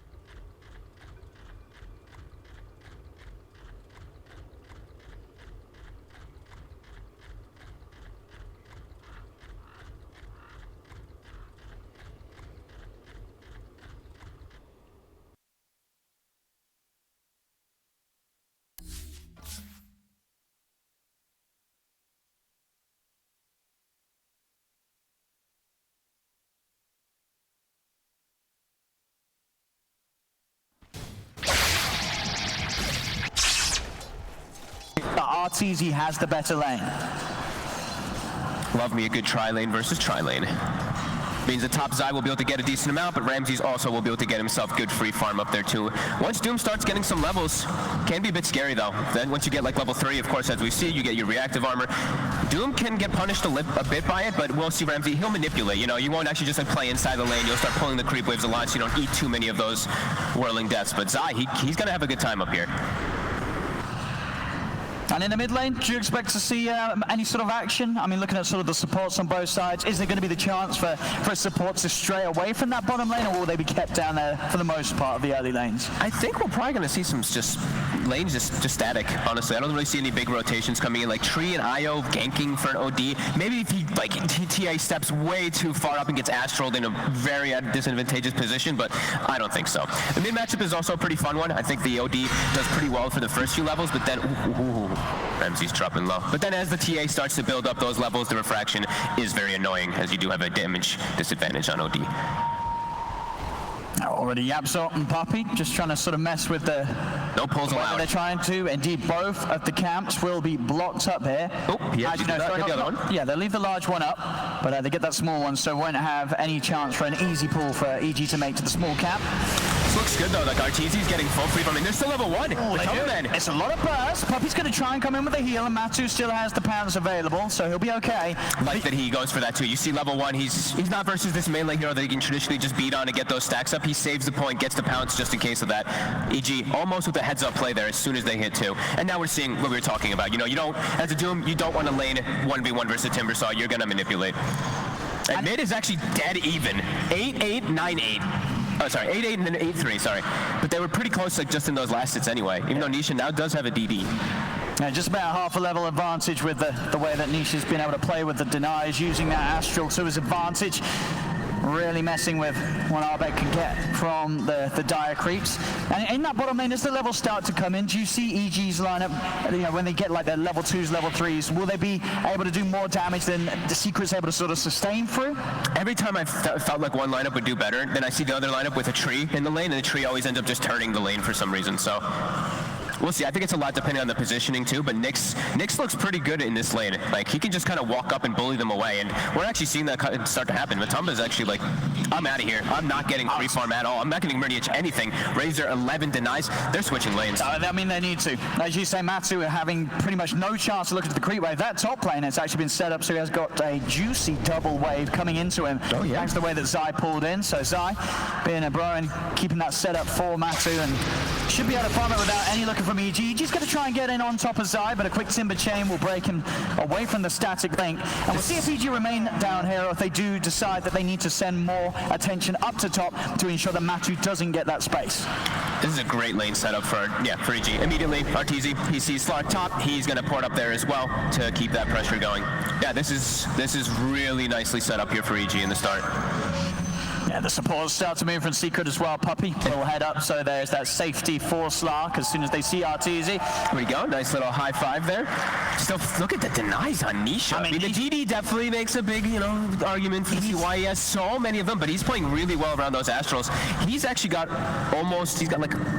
he's going to have, what, 3/4 of a level advantage on top of this TA. You'd imagine so. Nisha, as you say, just masterful with the timings on these Astrals, making sure that he's getting the maximum amount of denies possible, setting up the creeps as such, though Abed is struggling in the levels. Obviously, Abed, with the farm that he's getting, he's still going to hit the timings for those sort of early items that will allow him to turn to the jungle and start to work towards those bigger mid-game item timings. So won't be too fussed about the way that he's falling behind in lane, as there's always a comeback chance with the TA.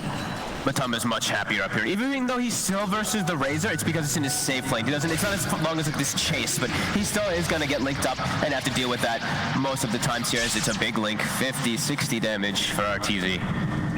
And that will mean it's just sort of another wave and a half that Matu's going to struggle to CS against RTZ in. I'm really happy we're going to see a Nyx. I think this is another hero that it's a weird one, because sometimes it can look super bad, but in some games, like, you just have so many different ways to set up. There's so many different things that he can carapace play in this game. And it's a lot of information. I think that's the other thing that Synderen was talking about, the TA traps plus that Nyx Assassin.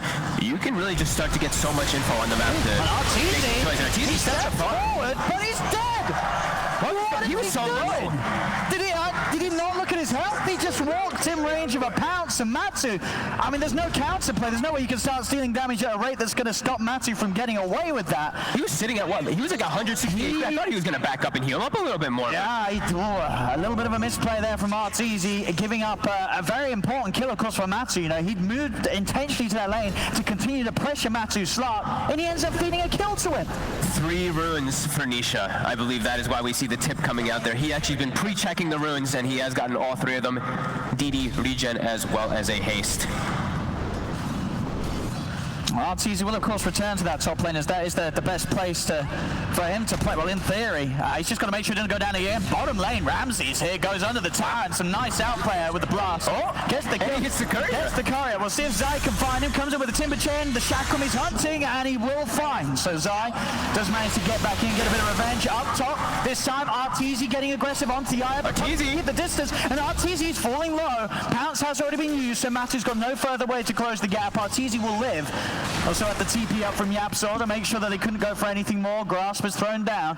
But won't quite catch the Wyvern. Still though, Secret they're starting to set things up for Matu. Matu's now in a much better spot considering how the first few minutes went from down on the bottom lane. They've adapted, and it's just improved the state of the game for Matu tenfold now. Yeah, it's the positioning of where it is. Like, even though he had the tri-lane bottom, it's just because he is in the off lane. So it just allows Razor to get that link in a much better position. So when you're in your safe lane as a Slark, you actually can like turn back and hit much easier than if you were down bottom. And we're seeing now TA jungling a little bit, Crit trying to find his levels as the supports were suffering a little bit on the side of EG. Yeah, Crit's going to want to get that 6 online as soon as he can, so he can start setting up for the rest of his team, make aggressive moves that Arteezy's going to be able to get behind.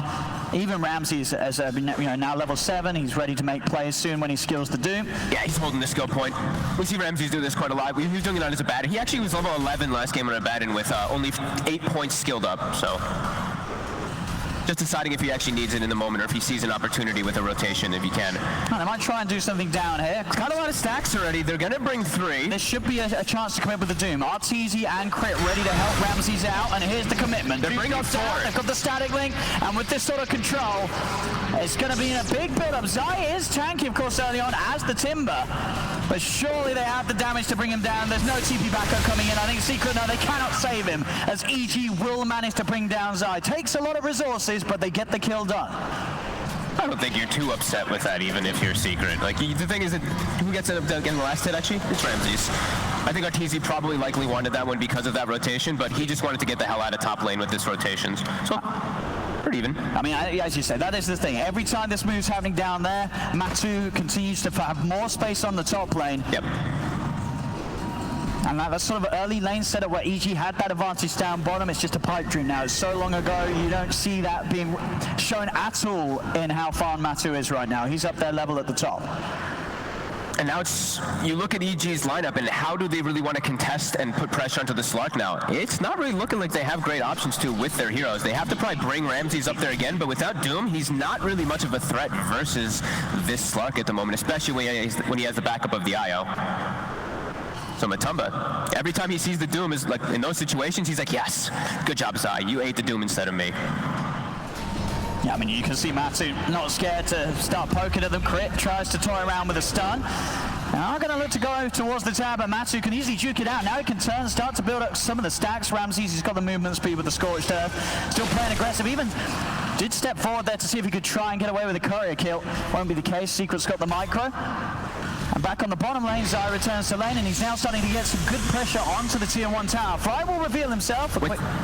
Without Doom, he can't die, right? He knows how strong he is. Even with the living armor on top, he can just look to take down this tower super easily. 10 minutes hits, outposts. We'll see Secret able to secure the bottom one up top. EG's looking for a bit of a fight. They brought Arbed in, but Puppey will be able to tether all the way across. And it won't be a kill, but it will be the insurance that EG can head over and secure one of the outposts for themselves. But bottom lane, this tier 1 continues to fall. EG not looking to bring any sort of defense down here. So Zai should be able to take this Radiant safe lane away pretty quickly this game. Yeah, Arteezy's just trying to find a home. He's actually in the mid lane now versus, he just hit 6 on Razor versus a level 10 OD. Nisha's getting aggressive on him immediately. Yeah, Yeah, RTZ has to be very, very careful, as Nisha will look for the opportunity to burst him. Top lane, EG getting under the tower. They're looking for Puppey. They will burst him, but Ramsey's he's almost certainly going to lose his life. He's trying to run. Timber Chain, no tree to latch onto, and with that in mind, Ramsey's will actually have the movement speed to get away. They have no further catch. Chakram off the mark there by Sai. Just unable. Even though he was bounced, he did commit it a little bit early, but Ramsey's with that, of course, the faded brooch on top of the drum, plus the drum chart and phase. He is just so speedy to get away from that one there. Nice aggressive move. RTZ, like we said, he's just trying to find any type of place where he can get this farm, and bottom is a nice one now. 4 range creeps. Yeah, this is a very juicy wave, and a couple of waves for RTZ to soak in. So we'll start to help propel him back into the game as this Razor. So it's all very close. 11 minutes in, 3-2, less than 1k in it. Sai trying to take back the outpost top. Ramses will mess around with him a bit, and we'll see if Ramses can find a chance to make another play. The Doom's back online, and that pretty much is there. That's a big ability for EG to really run down heroes and to set up situations where RTZ can come in and just lock down onto a target whilst they're disabled and silenced. I feel like Zai just wants to eat it. I don't think he even cares if he gets doomed in this game, just because he will allow his OD and his Slark not to be doomed. So that's probably going to be the case for Secret, just parking Zai wherever he sees the doom in every single one of these occasions. See some of the items queued up, Nisha. He's got 3 components of the Aghanims pretty much finished up. And we mentioned the save in this game can be really significant, especially versus Doom, especially versus Wyvern. He curses someone. If he's in a good position with that increased cast range of the Astral that you get from the Aghs, you can protect people. It's going to be very important, EG's target priority in these fights. Yep. All down to, as you say, the Curse and the Doom. They've got to use them almost simultaneously at the same time, as otherwise a save will be there for the single target that's gone on. They've got to try and split the aggression, get to the supports on the back line, and start to eliminate some of the save and sustain that Secret's lineup can provide. Quiet game. 3-2 at this 12-minute mark.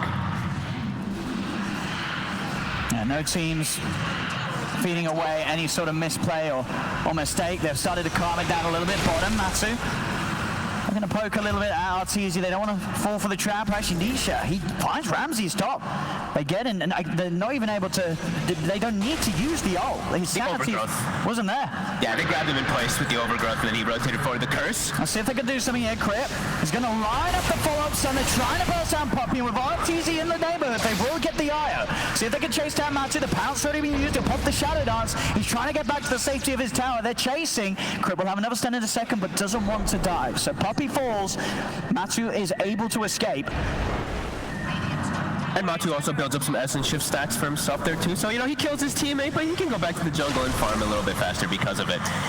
I like how he doesn't actually use his TP there. He knew he was confident that he could get away because he saw Nyx use his stun, Curse was used. He could have just TP'd out, right? But he decides no, he can just drum, he can back up so he can keep his positioning in the bottom lane to keep farming down here. Because I think this is where these two want to play on the side of the map.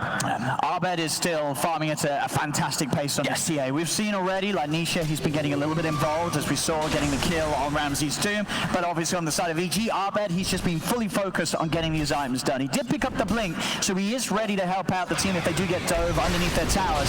But he's going to work towards the death center before he gets involved. Pounce in. They're looking for RTZ. The static link will be broken. Puppey again with the long tether can get himself away. On top, Zai starting to play around with Ramses again. Ramses, he has got that Doom, but as you say, it's so hard for him to go on Zai unless he knows there's going to be a full commitment of backup from the rest of his team coming in. The Curse again. The setup coming in. Chris going to be able to find the angle. Puppey's dead. They get on top of Matumba and they kill him off. Arbed gets involved, soaks up some of the XP. As Puppey and Matsu, they've sort of been farming and playing around this area of the map for quite some time, and obviously a little bit too long. The greed gets the better of them, and EG pushed them off their half of the map. Such good movements by the two supports on the side of EG. Look how they warded their bottom side too. This whole jungle, sentries and wards aplenty for EG. They really wanted to just make sure, because I think they read the movements too. Like Secret, they just, like you said, the IO and that Slark kept going down bottom. So just bring the supports down there. Let RTZ get that farm. So very heads up plays, and yeah, great movement by Abed. Finally getting involved so he can jump in. quick explosion with that level 13 plus blink dagger. It's going to be quick iron timings on both mids this game. You know, Nisha and Abed just farming like absolute beasts. Nisha's got the Aghanims complete, and Abed on top of that blink, only 1,100 gold away from having blink Deso online. He's going to start pushing it on the mid tower. He's got great levels. You know, you can really feel that this is a game where both mids have the potential to absolutely pop off in the mid game. Yeah, absolutely. And it does seem like Secret, it seems like they actually like willingly chose to do this. Let EG make these last few movements, because I've just seen YapzOr actually farming jungle on tree. YapzOr has Meteor Hammer. That's coming in the corner now. He's got it right now. So he's just been jungling on this tree protector for quite a long time rather than applying pressure on the map. And because of that, they actually still are maintaining that gold lead. Well, it's bouncing back and forth. Yeah, I mean, it's so close. There's two shovels. There's a shovel on each side, so they actually just shoveled a bounty rune from Abed, which allowed them to pull forward in there. Yeah, so I mean, it's exactly what you want to see here in this grand final. Now, both teams just building up to their own timings. They're playing their own game. Nobody's been thrown entirely off course yet. They both sort of have a route to victory. It's just going to be a question of how they clash. As here we have our TG. It's going to be out of control now with the tether. Puppey revving up the rear kick to get out of there. He is going to make it away, but of course he's going to be coming back this way, so EG can easily prepare to take him off. Crit's going to force back Matu to make sure that there's no tether opportunities for Puppey. As he comes back in, he will go over towards the creep wave and is going for the TP. They have the damage though. Abed's in with the mount. Puppey is dead. And that kill, that's pretty much done it for Abed. He's now got Desolator complete. Super farm TA, but you look at that other side, that OD, same exact net worth as we've been saying. Nisha, he's keeping up. Found himself a nice item as well, as we see how much lifesteal this actually provides for OD is absolutely ridiculous, by the way. This Vampire Fangs on OD is one of my favorite items you can actually pick up on him early, because he actually heals for over 100 something per Arcane Orb. It's pretty insane how much you do. It's level 15 as well. So EG, they want to try to, they want to look to pressure some towers here, because you're playing versus Secret with the Tree Protector, so it is very hard to take down those towers, and you have to take them in one go, otherwise they're just going to get full healed, as we've seen YapzOr doing constantly with his living armor already in this game.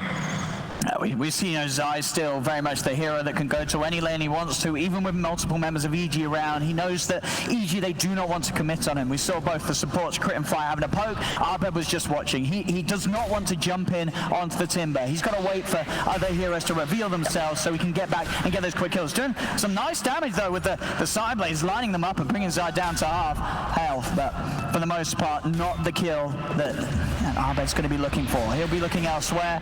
And he's also happy to continue farming, securing that BKB, making sure that his chances in a fight against this Nisha OD will be even better. Top lane, jump forward, they're trying to commit onto Ramses. Does get stunned up, Matu, but he's going to continue the dive, at least for now. The trap is laid down, and that will be enough to scare Secret away as Abed, he steps in with the overgrowth. Now Hammer's going to be coming down, locks down Abed, but Ramses has got the BKB now. He moves forward onto YapzOr, the tree is dead. Now he's onto Nisha, a huge target to find. The sun as well, Ramses and Crit, they're playing around with the two of them. Is it so much trouble? Nisha will fall. Double kill for Ramses and now to Zai. EG, they'll get the three of them.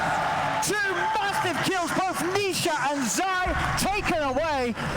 A huge move for EG to make, and not a better time for Abed to turn up and really show his power on the TA. Now they can go for Roche, and I don't know if Secret can do anything about this. No, they're not up in time. They're going to kind of scout around the area.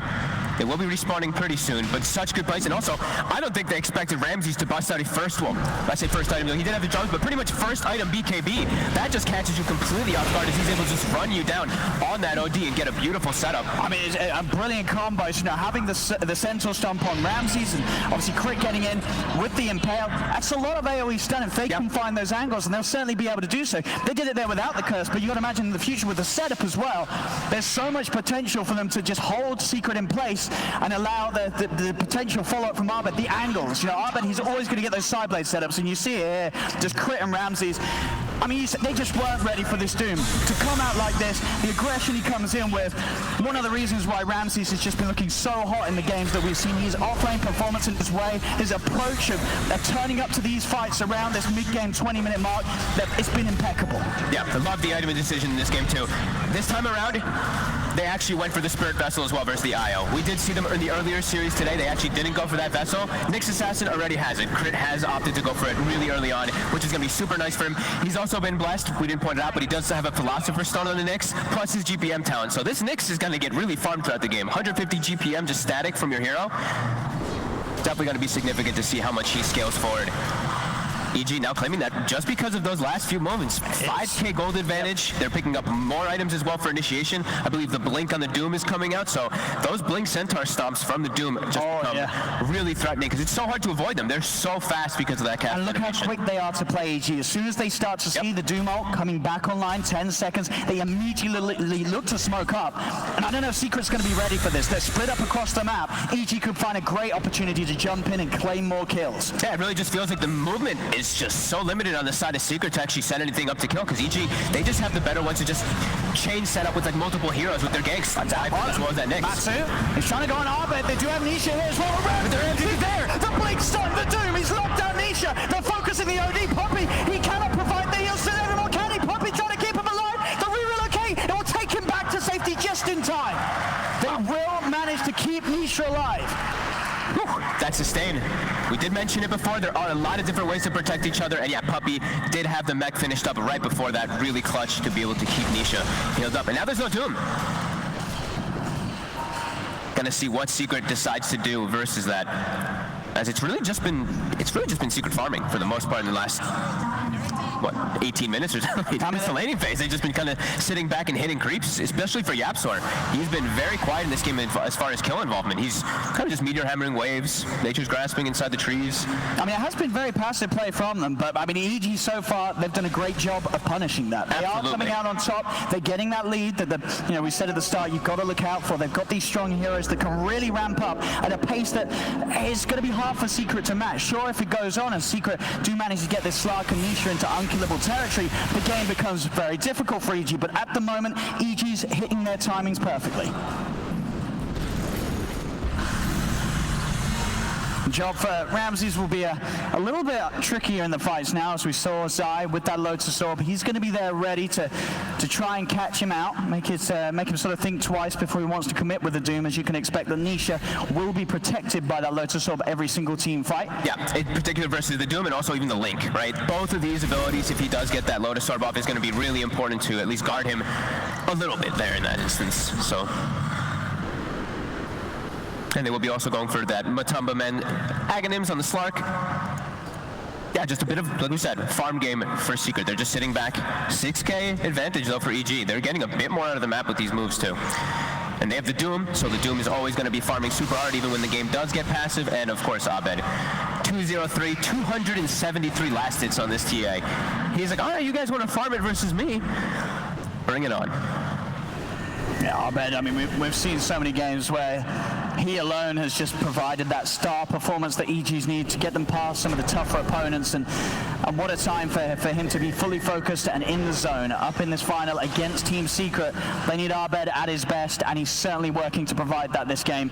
Top net worth, and no one really that close. Now, Nisha already about 2.5k behind the TA, and even in these passive moments where, Secret, they've obviously felt that they can't take fights, they've got to play like this. Abed's able to abuse this sort of slowdown in the game just as much as any of the heroes that EG has. Abed will remain this far ahead. Trying to take this mid tower now. Like we said, they have to take it in one go, otherwise Living Armor will counteract that. Zai will park his face there, though, and stop it for the time being. Another BKB is finished, of course, on the side of EG. They do have RTZs. So they do have 2 BKBs now. Abed is committing to take this one, and he'll get it. Tier 1's down, more money for the TA, as he's already well into working towards that Orchid, that extra bit of silence for him to play around and cause issues as he can look to jump on a different target to Ramses on the back line. A lot of ways to sort of focus down individual heroes and Secret and really break the fight up. Makes it a lot harder for Puppy to do his job as well if they can get the jump on his Aya. Yeah, he's gonna need either a Ghost Scepter or Lincoln's or something like that, or a Ghost Scepter or some type of protective item on that IO just to make sure that he doesn't get blown up. He had a Lotus Orb queued up, which I think is a bit of an ambitious one on the IO. Yeah, he switches to the Ghost Scepter. I think you need some way to protect yourself just not to get burst down from the TA in particular. And we saw what DY was able to do with the Ghost Scepter versus that Wyvern as well. Definitely a very good item choices. They're just kind of sticking near each other still. See that bottom, Nisha and Poppy. They found Crit. Money goes with the TP out. Oh, of course with the Ags. He's got that second charge of the Astral. So Crit will not escape. Secret find themselves a freebie. That's Crit out on his own. The rest of EG resume business in the mid lane and the top lane, continuing to push. And a beautiful item pickup for Abed. So another way that these backbones are going to have trouble to deal with. He's got the Mindbreaker, so he'll be in with that extra hidden silence that again, is something else that Secret have to worry about. And they don't really have enough dispels to help deal with this. Yeah, the Mindbreaker is always going to be great also in particular, of course, versus Timber and OD. Until they get there, Timber won't ever really build a BKB, but OD will also get punished by that until he does have one for himself too. So we do see though, Secret have got, they've just found what has been EG's bit of a kryptonite. A repair kit. They've got the repair kit on the Secret. And it's also just a very good passive item on IO as you pass off that regen. I mean, that 13 HP regen is nothing to joke about. So we'll see how that comes into play once EG are in a position to try and push to the high ground, as it just got that little bit harder for them. And they're really just playing that farm game. Look at this, Secret not crossing their side of the map. EG just continuing to farm up on their side too. How's our levels looking? Since we have a 10k gold advantage, game's pretty slow. Experience is pretty much even, as I feel like we might actually expect because of how much Secret's just kind of been sitting back and farming. And we look at this, the win chance. It's only 58% right now for EG, even with a 10k gold lead, so. Secret, they're protecting their side of the map very nicely. They have a Slark, much easier for them to get all those D wards. I think we see 2 Observer wards taken out, so EG with limited information on the map at the moment beside those TA traps. We see Secret's wards, they're covering their side entirely. And another rather nice item find for Secret, getting that telescope aura inside of the squad for the OD. Nisha's now going to be able to hit a range more, and also another item that will help that inevitable high ground defense that Secret are going to do, allowing Nisha to be a little more defensive with its positioning, having that additional range. And the push to come in, EG, they're now ready to maybe look towards more objectives. They'll secure the outpost back in their favor, make sure there's no chance for any TP wraparounds to come in from Secret. Same time, YapzOr will reclaim the top half of the map for Secret themselves. Passive Dota. EG trying to take advantage of this a bit here with these last few item timings that they have picked up. Abed easily able to bring down towers. To say easily, it's versus Living Armor. It's still pretty easy versus Living Armor what he's doing here. I'll be interested to see how it's going to work against the Living Armor and the repair kit. They know, they're going to see it soon, obviously being carried around by Puppy, so they know that it's coming. They know it's waiting for them when they do look to see GG. Hey, but they got one themselves too, so. Okay, there we go. Balancing everything at least. But, it does feel, EG, the importance of them pushing sooner is definitely a little greater than for Secrets. And Secret is able to hold on and take it to the later stages. Sure, Abed's still going to be that beast, but you can maybe argue that the sort of the core basis of the Slark and the OD will be stronger overall in the super late game. Yes, once they start itemizing as well, they can start to protect themselves versus the Doom if they ever do decide to queue up those Lycan Spheres at some point. But right now, it's not the case. They're still just farming up for like a BKB on Nisha. It looks like an AC was queued up for Matumba Man, so they still have a lot of things they do have to address. And their supports, YapzOr, he's trying to match the farm of Crit. And he's doing a pretty good job. Like Crit, like we said, he has a passive 150 GPM on him. And you see YapzOr is only about 1,000 gold behind him on this Terrain Protector because how hard he's just been focused on his own farm. Maybe around here, we might see the next fight, but I don't know if Secret's ready in particular. They don't quite have the BKB on the OD, and playing without BKB on OD versus Nyx Assassin is just extremely difficult. You're going to Astral somebody, and he's just going to Carapace it, and then you're stunned, and they can easily jump on top of you. So they're going to let this one go as well. Aegis and Cheese free for EG. So YapzOr, just play around with RTZ for a little bit, but as you say, just showing in lanes, no intent to fight. A free Roshan, it looks to be Zai will come in, maybe see if he can get a steal on the kill. He gets the Roshan steal. with that chakram usage, so a bit of golden eggs be taken away from EG. He's going to play with his life in though. They're straight in on top of him. He may have stole the kill, but EG will steal his soul. As Zai dead for 70. A decent amount of timing for EG to now push on with that Aegis and Cheese and continue to take objectives away from Secret. YapzOr just going to keep playing on the tree lines, try to slow down this push as much as possible. 50 seconds, Secret won't fight. Push those lanes in as much as you can before. They will have the BKB now on Nisha finished up. That could be the option that allows them to try to fight, but now they're into Aegis and Cheese. EG just playing around the map much better throughout this game and actually making aggressive moves. Secret just farming. I mean, this is the thing, and even throughout this farming, EG, they're just doing it that little bit better. Every minute passes, and EG's grow continues to, the lead again continues to grow. So 30 minutes, 14k advantage, and Secret, eventually they are going to have to do something. I imagine, as you say, the plan is going to be until the high ground push comes in. That's what they're waiting for. That's when they're going to try and tackle EG. But EG, they really are that far ahead. It is not going to be easy for Secret. No, the fights, they have good team fight as well on EG, right? They have the Wyvern Curse, they have the Nyx follow-up stun, and a lot of different ways to look to take that fight. And so many huge items coming out for EG with the objectives that they're cleaning up, this extra bit of gold that they're picking up. Bloodthorn done on Arbed's TA, so Arteezy with the AC. They are looking very, very scary right now, and Secret obviously just hiding away from any sort of moves that EG make. They've lost control of the top 3 net worths. Yeah. All 3 cores on the side of EG are up there now. And Nisha's also decided, I don't want a BKB either because there's Doom. So he's actually going to be going for a Hex instead of going for BKB. So he's a lot more susceptible to the Nyx as well. Just a super passive game from Secret. I mean, and so far, this is exactly what EG wanted. The draft plan has been executed to perfection. 32 minutes in, I don't think this could really be going any better for EG. Everything that they needed to go right, it's gone right. I have to agree. That's middle. Just a bit of a poke still. And Zai, despite the lead that EG's cores have, he's not the easiest of kills, and EG want to make sure they don't get sidetracked chasing around a Timbersaw, as that's not really that important to the overall objective of them going for the high ground. We're seeing big items. Ramses, he's nearly got the Aghanims done, just needs to pick up the point, but it's there. And he's got an Arcane Rune too. And this is a scary Aghanims. I mean, Aghanims is just terrifying in this hero anyway because it does apply an extra stun and breaks. It's another break mechanic they have on top of the Nyx. He does. The Doom's down straight away. He's on top of Nisha. The OD's out. Dead for 75. EG make the quick plays. He spent his gold. He bought the Hex. And we'll see if EG do push. I mean, they should. They've got Aegis, they've got Cheese, they've got everything to make plays with. And Secret still seemingly with nothing at all ready to present in response. Puppey, he cannot escape because EG, they're just waiting inside Puppey's own base on the high ground. Puppey's dead as well. EG, they're going to move on and look to take some of these high ground objectives. The tier 3 will be focused. They don't have the creeps with them, though. All 3 layers have been pushed out. And they're just diving for it for a kill. It comes out. Onto Zai. Has the Lotus. He turns. YapzOr revving up the Meteor Hammer. Will catch out Arteezy, but Ramses, he's in. They surround the tree, and YapzOr's dead.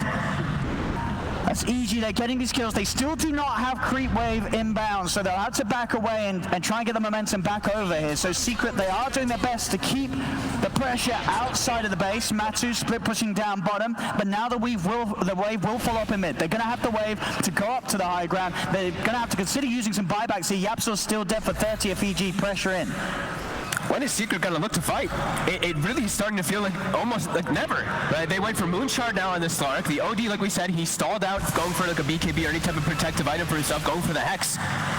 They just can't fight into what EG has at all. And it's been like that for quite a long time. Yeah, it's going to be a Doom back up in 10 seconds because it was an Arcane Rune Doom that he popped before.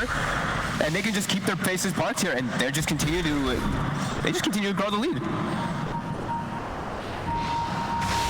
In the base they are. Zai starting to step out. Doom is back online.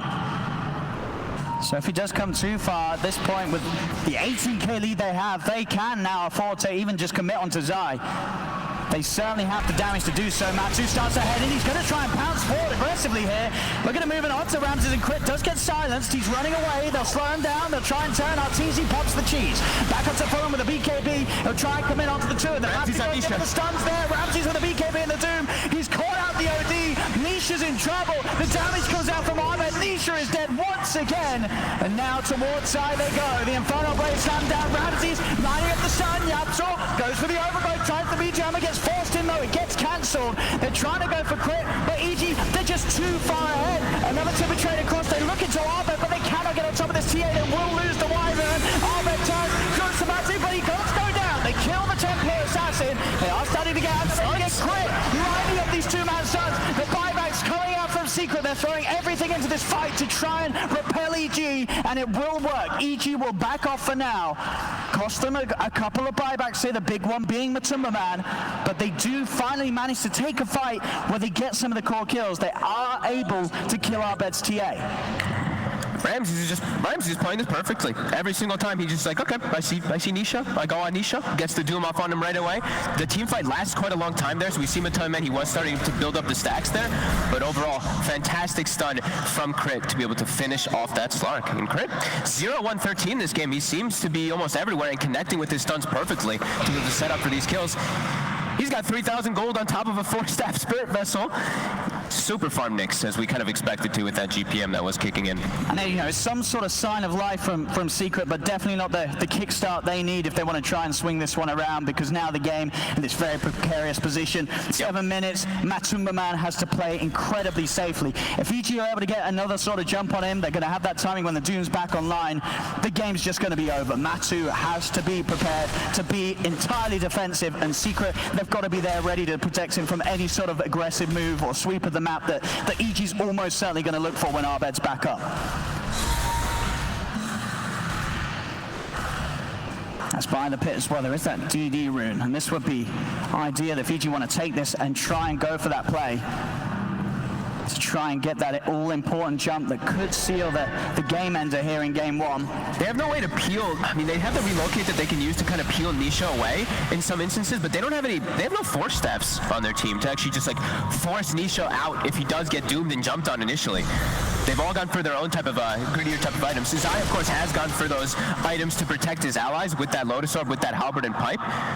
But yeah, he can't actually go for it, obviously, because he's a Timbersaw. He can't go for the Force. So he's trying to go for that Linken's to at least guard Nisha somehow on top. They need ways to just ensure that Nisha is not getting doomed, because he is so crucial for their team fight. I mean, Ramses has just been prioritizing excellently. Yeah. The whole game 6-2-7 from the start. That first fight at the top, where after that very sort of even passive laning stage, EG started to take a lead. Ramses, he's just been leading the charge every single move that EG make. Secret, they are stepping out of the base. EG on this high ground. Secret have to be very careful if they head over here. There's no one really showing in the lane, so they're going to suspect that something is up. They're only showing Zai right now, hiding the other two on the side. That's the target they want EG to go on, so that Nisha can actually get some abilities off for once. How's our buybacks looking? Nisha about 200 away, so that's another thing that they could look to play around. If they do force Nisha in the front lines, he could eat a Doom and then buy back to look to join into the fight. So that's something that we will have to watch out for if it is something that Secret wants to try to do. And they're gonna have to try to do something, because Roche is back up and it has a refresher shard. So one Doom was a problem. If he gets it onto two, if he has the refresher shard, he gets a secondary one, taking out two of those targets. And you can only imagine, you know, EG, they're into the pit, it's going to be theirs. There's no way Secret get here in time. It's far too fast, and they don't have any information at all that would indicate this. So EG, again, everything from the Roshan pit will be theirs. And the last few fights have gone excellently because of it. So now not only are you having to fight into this 21k advantage that EG have, you've got to deal with these second lives on heroes.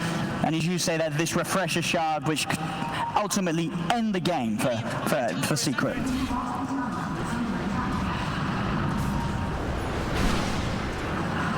Jabs up. Look at the TPs coming in. Crit's probably like, I caught him, you know, but the quick blink away. It's a nice little heads-up play from Yapster to ensure that he doesn't die. He's got a full Aghanims as well now, Crit, so can even set up base inside Secrets when they do manage to take that tier 3 away mid lane. They get the jump onto Zai. He's got the Lotus Orb upon him. Ramses, he's waiting, he's holding. Renisha will hold back the Doom, try and give Zai the attempt to get out with the Timber Chain. There's no tree to latch onto. Zai dead. 90 seconds short of the gold as he did go all in on his purchase. But EG, they're going to want to push in and make the most of this. Yapzor's trying to draw some sort of attention away as he continues to push on this bottom lane with the Meteor Hammer. But EG, they're going to be able to push so much quicker than any sort of Soul Tree is going to be able to do down here. As Yapzor will almost certainly have to return if EG do push up to the base. But as it is, EG being a little cautious. They're not running straight for the high ground despite getting that kill on the Timbersaw. And they just look for the kills instead because Secret are stepping outside of the base. Secret can't fight. Luxai is so crucial to their fight just because he's the protection for Nisha at this point. He has to throw that Linken's and Lotus Orb on top of him. We did see Crit. He actually prioritized taking the outpost bottom, so he does deny that experience from Team Secret. And it just continues to grow for EG. 24,000 gold lead. Experience still relatively close. But yeah, EG just having a much firmer grasp as this one. And they just continue to have pretty much free reign on any decisions they want to make in the game. Yapzor's trying his best to do this rat here down bottom to take out this tower. He's almost got it taken out. But what can they actually gain out of this? It's just going to be a little bit of gold for the time being. I mean, is there any sort of urgency, do you feel, for EG's lineup to go for this push onto the high ground, or can they sort of play in this relaxed manner where they're just almost waiting for Secret to make mistakes rather than they themselves going for a push that could end up in Secret turning a fight around? With this lead, I wouldn't say that they're very concerned. If the game was if the game was closer, maybe like 10K or something, then maybe they could start to be a little bit pressured because Secret's lineup does scale very well. But with a 25,000 gold lead and you're getting Refresher Shard and full map control with the Doom on your lineup, you have to be feeling pretty good. Because this Doom, like we said, with the Refresher Shard, he can just take out 2 heroes.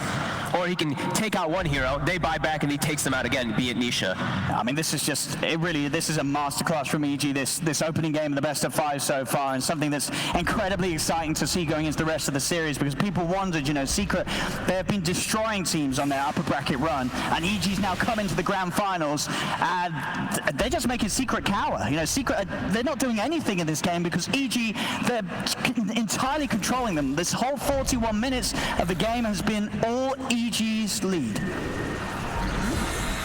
And a timeless relic for a Doom, as we saw, of course, picked up earlier as we hit 40-minute mark. That is, that's actually really scary, especially with the Aghanims.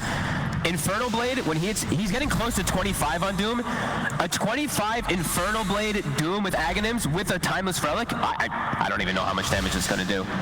That might actually just take out like 60% of somebody's health in one attack. And break them, of course.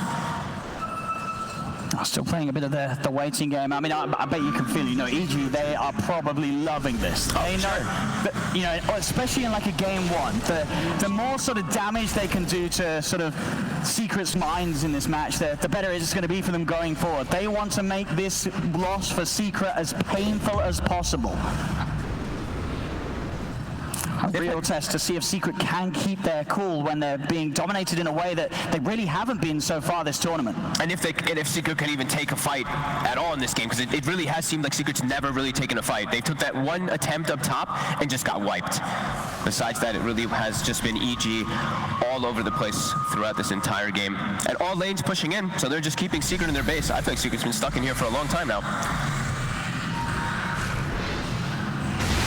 Ramses. Quick look towards side, but nothing more.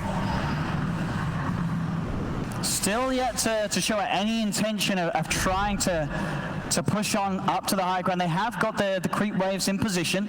They've swung all 3 waves momentum round in their favor. And look at bottom, just in case it does push out at all. There's 1, 2, 3, 4, 5, 6 traps set up to de-push the wave. There's 1. He can easily just clear them out without even being there, get that extra farm. And there's 2. And there goes the wave. And he's going to reset up the traps. Aegis gets reclaimed. Can Secret actually take an advantage of this as they do smoke and look for something now? They do have the timer for that Aegis. Let's see if they can catch EG apart at the moment. The 4 members of EG here. Even Crit looking to move over and join the rest of them, who could be caught out alone if they do have vision prepared. Sneaking around beside them. They don't have anything down, so Crit will go around and in fact find inside of the trees Yapso. Meanwhile, Matsu gets soloed down by Abed, and then in the mid lane, Zai says Timber Chain away. Yapso cannot get back up to the base though. A defensive Astral will be used. Do they have the follow control after he comes out? Meld it, it's enough. Abed claims the double, and he's now jumping in Ramses. He gets it again. He finds his target. He finds the goal. Overgrowth will be in place, but the BKBs from EG allow it to push on, kill off Nisha. Secret, they're buying back, but can they get any kills out of this? Ramses forced away to safety. The corner press keeps him up, but he finally falls. They've lost Ramses. A second buyback as they bring Ramses back into the fray. EG know this is their chance to close. Oh, notice he's trying to stay on top of Matsu, but Matsu's into the trees. RTZ's cleaning up Secret inside their base as he finishes off Puppey. Turns over towards Zai. They're down Nisha and Puppey for a full minute as EG they're in. They hold Zai in place. Abed turns back over to Matsu. Another bounce will get him away. Static link onto Zai. They're forcing him back towards the fountain. Can RTZ finish the kill in time? He's disarmed, and that will allow Zai to live. Zai will survive for now. Secret get back in the fountain. Heal up. EG, they've got to turn their attention towards the objectives. The creep wave is moving in top, so the protection will fall. They can go onto the tower. Another jump in from Matsu and a bounce away. They're looking to draw EG's attention away from the objectives. They're in. The jump. Ramses again. Straight in on top of Yapso. The tree's down. Zai, he should fall as well. Matsu cannot help him out. Zai is gone. Doom onto Matsu. He's dead for 2 minutes. No buyback. GG is called. And EG, they don't just win. They destroy Secret in this game one. Secret looked at the most loss we've seen in so long time. They had no plan for recovery. EG just played around with their food, and they finally went in for the finishing bite. I want to say Secret got a kill, what, at the 13-minute mark? They got a kill at the 27-minute mark after the laning phase, and then that was it. 1-0 right now.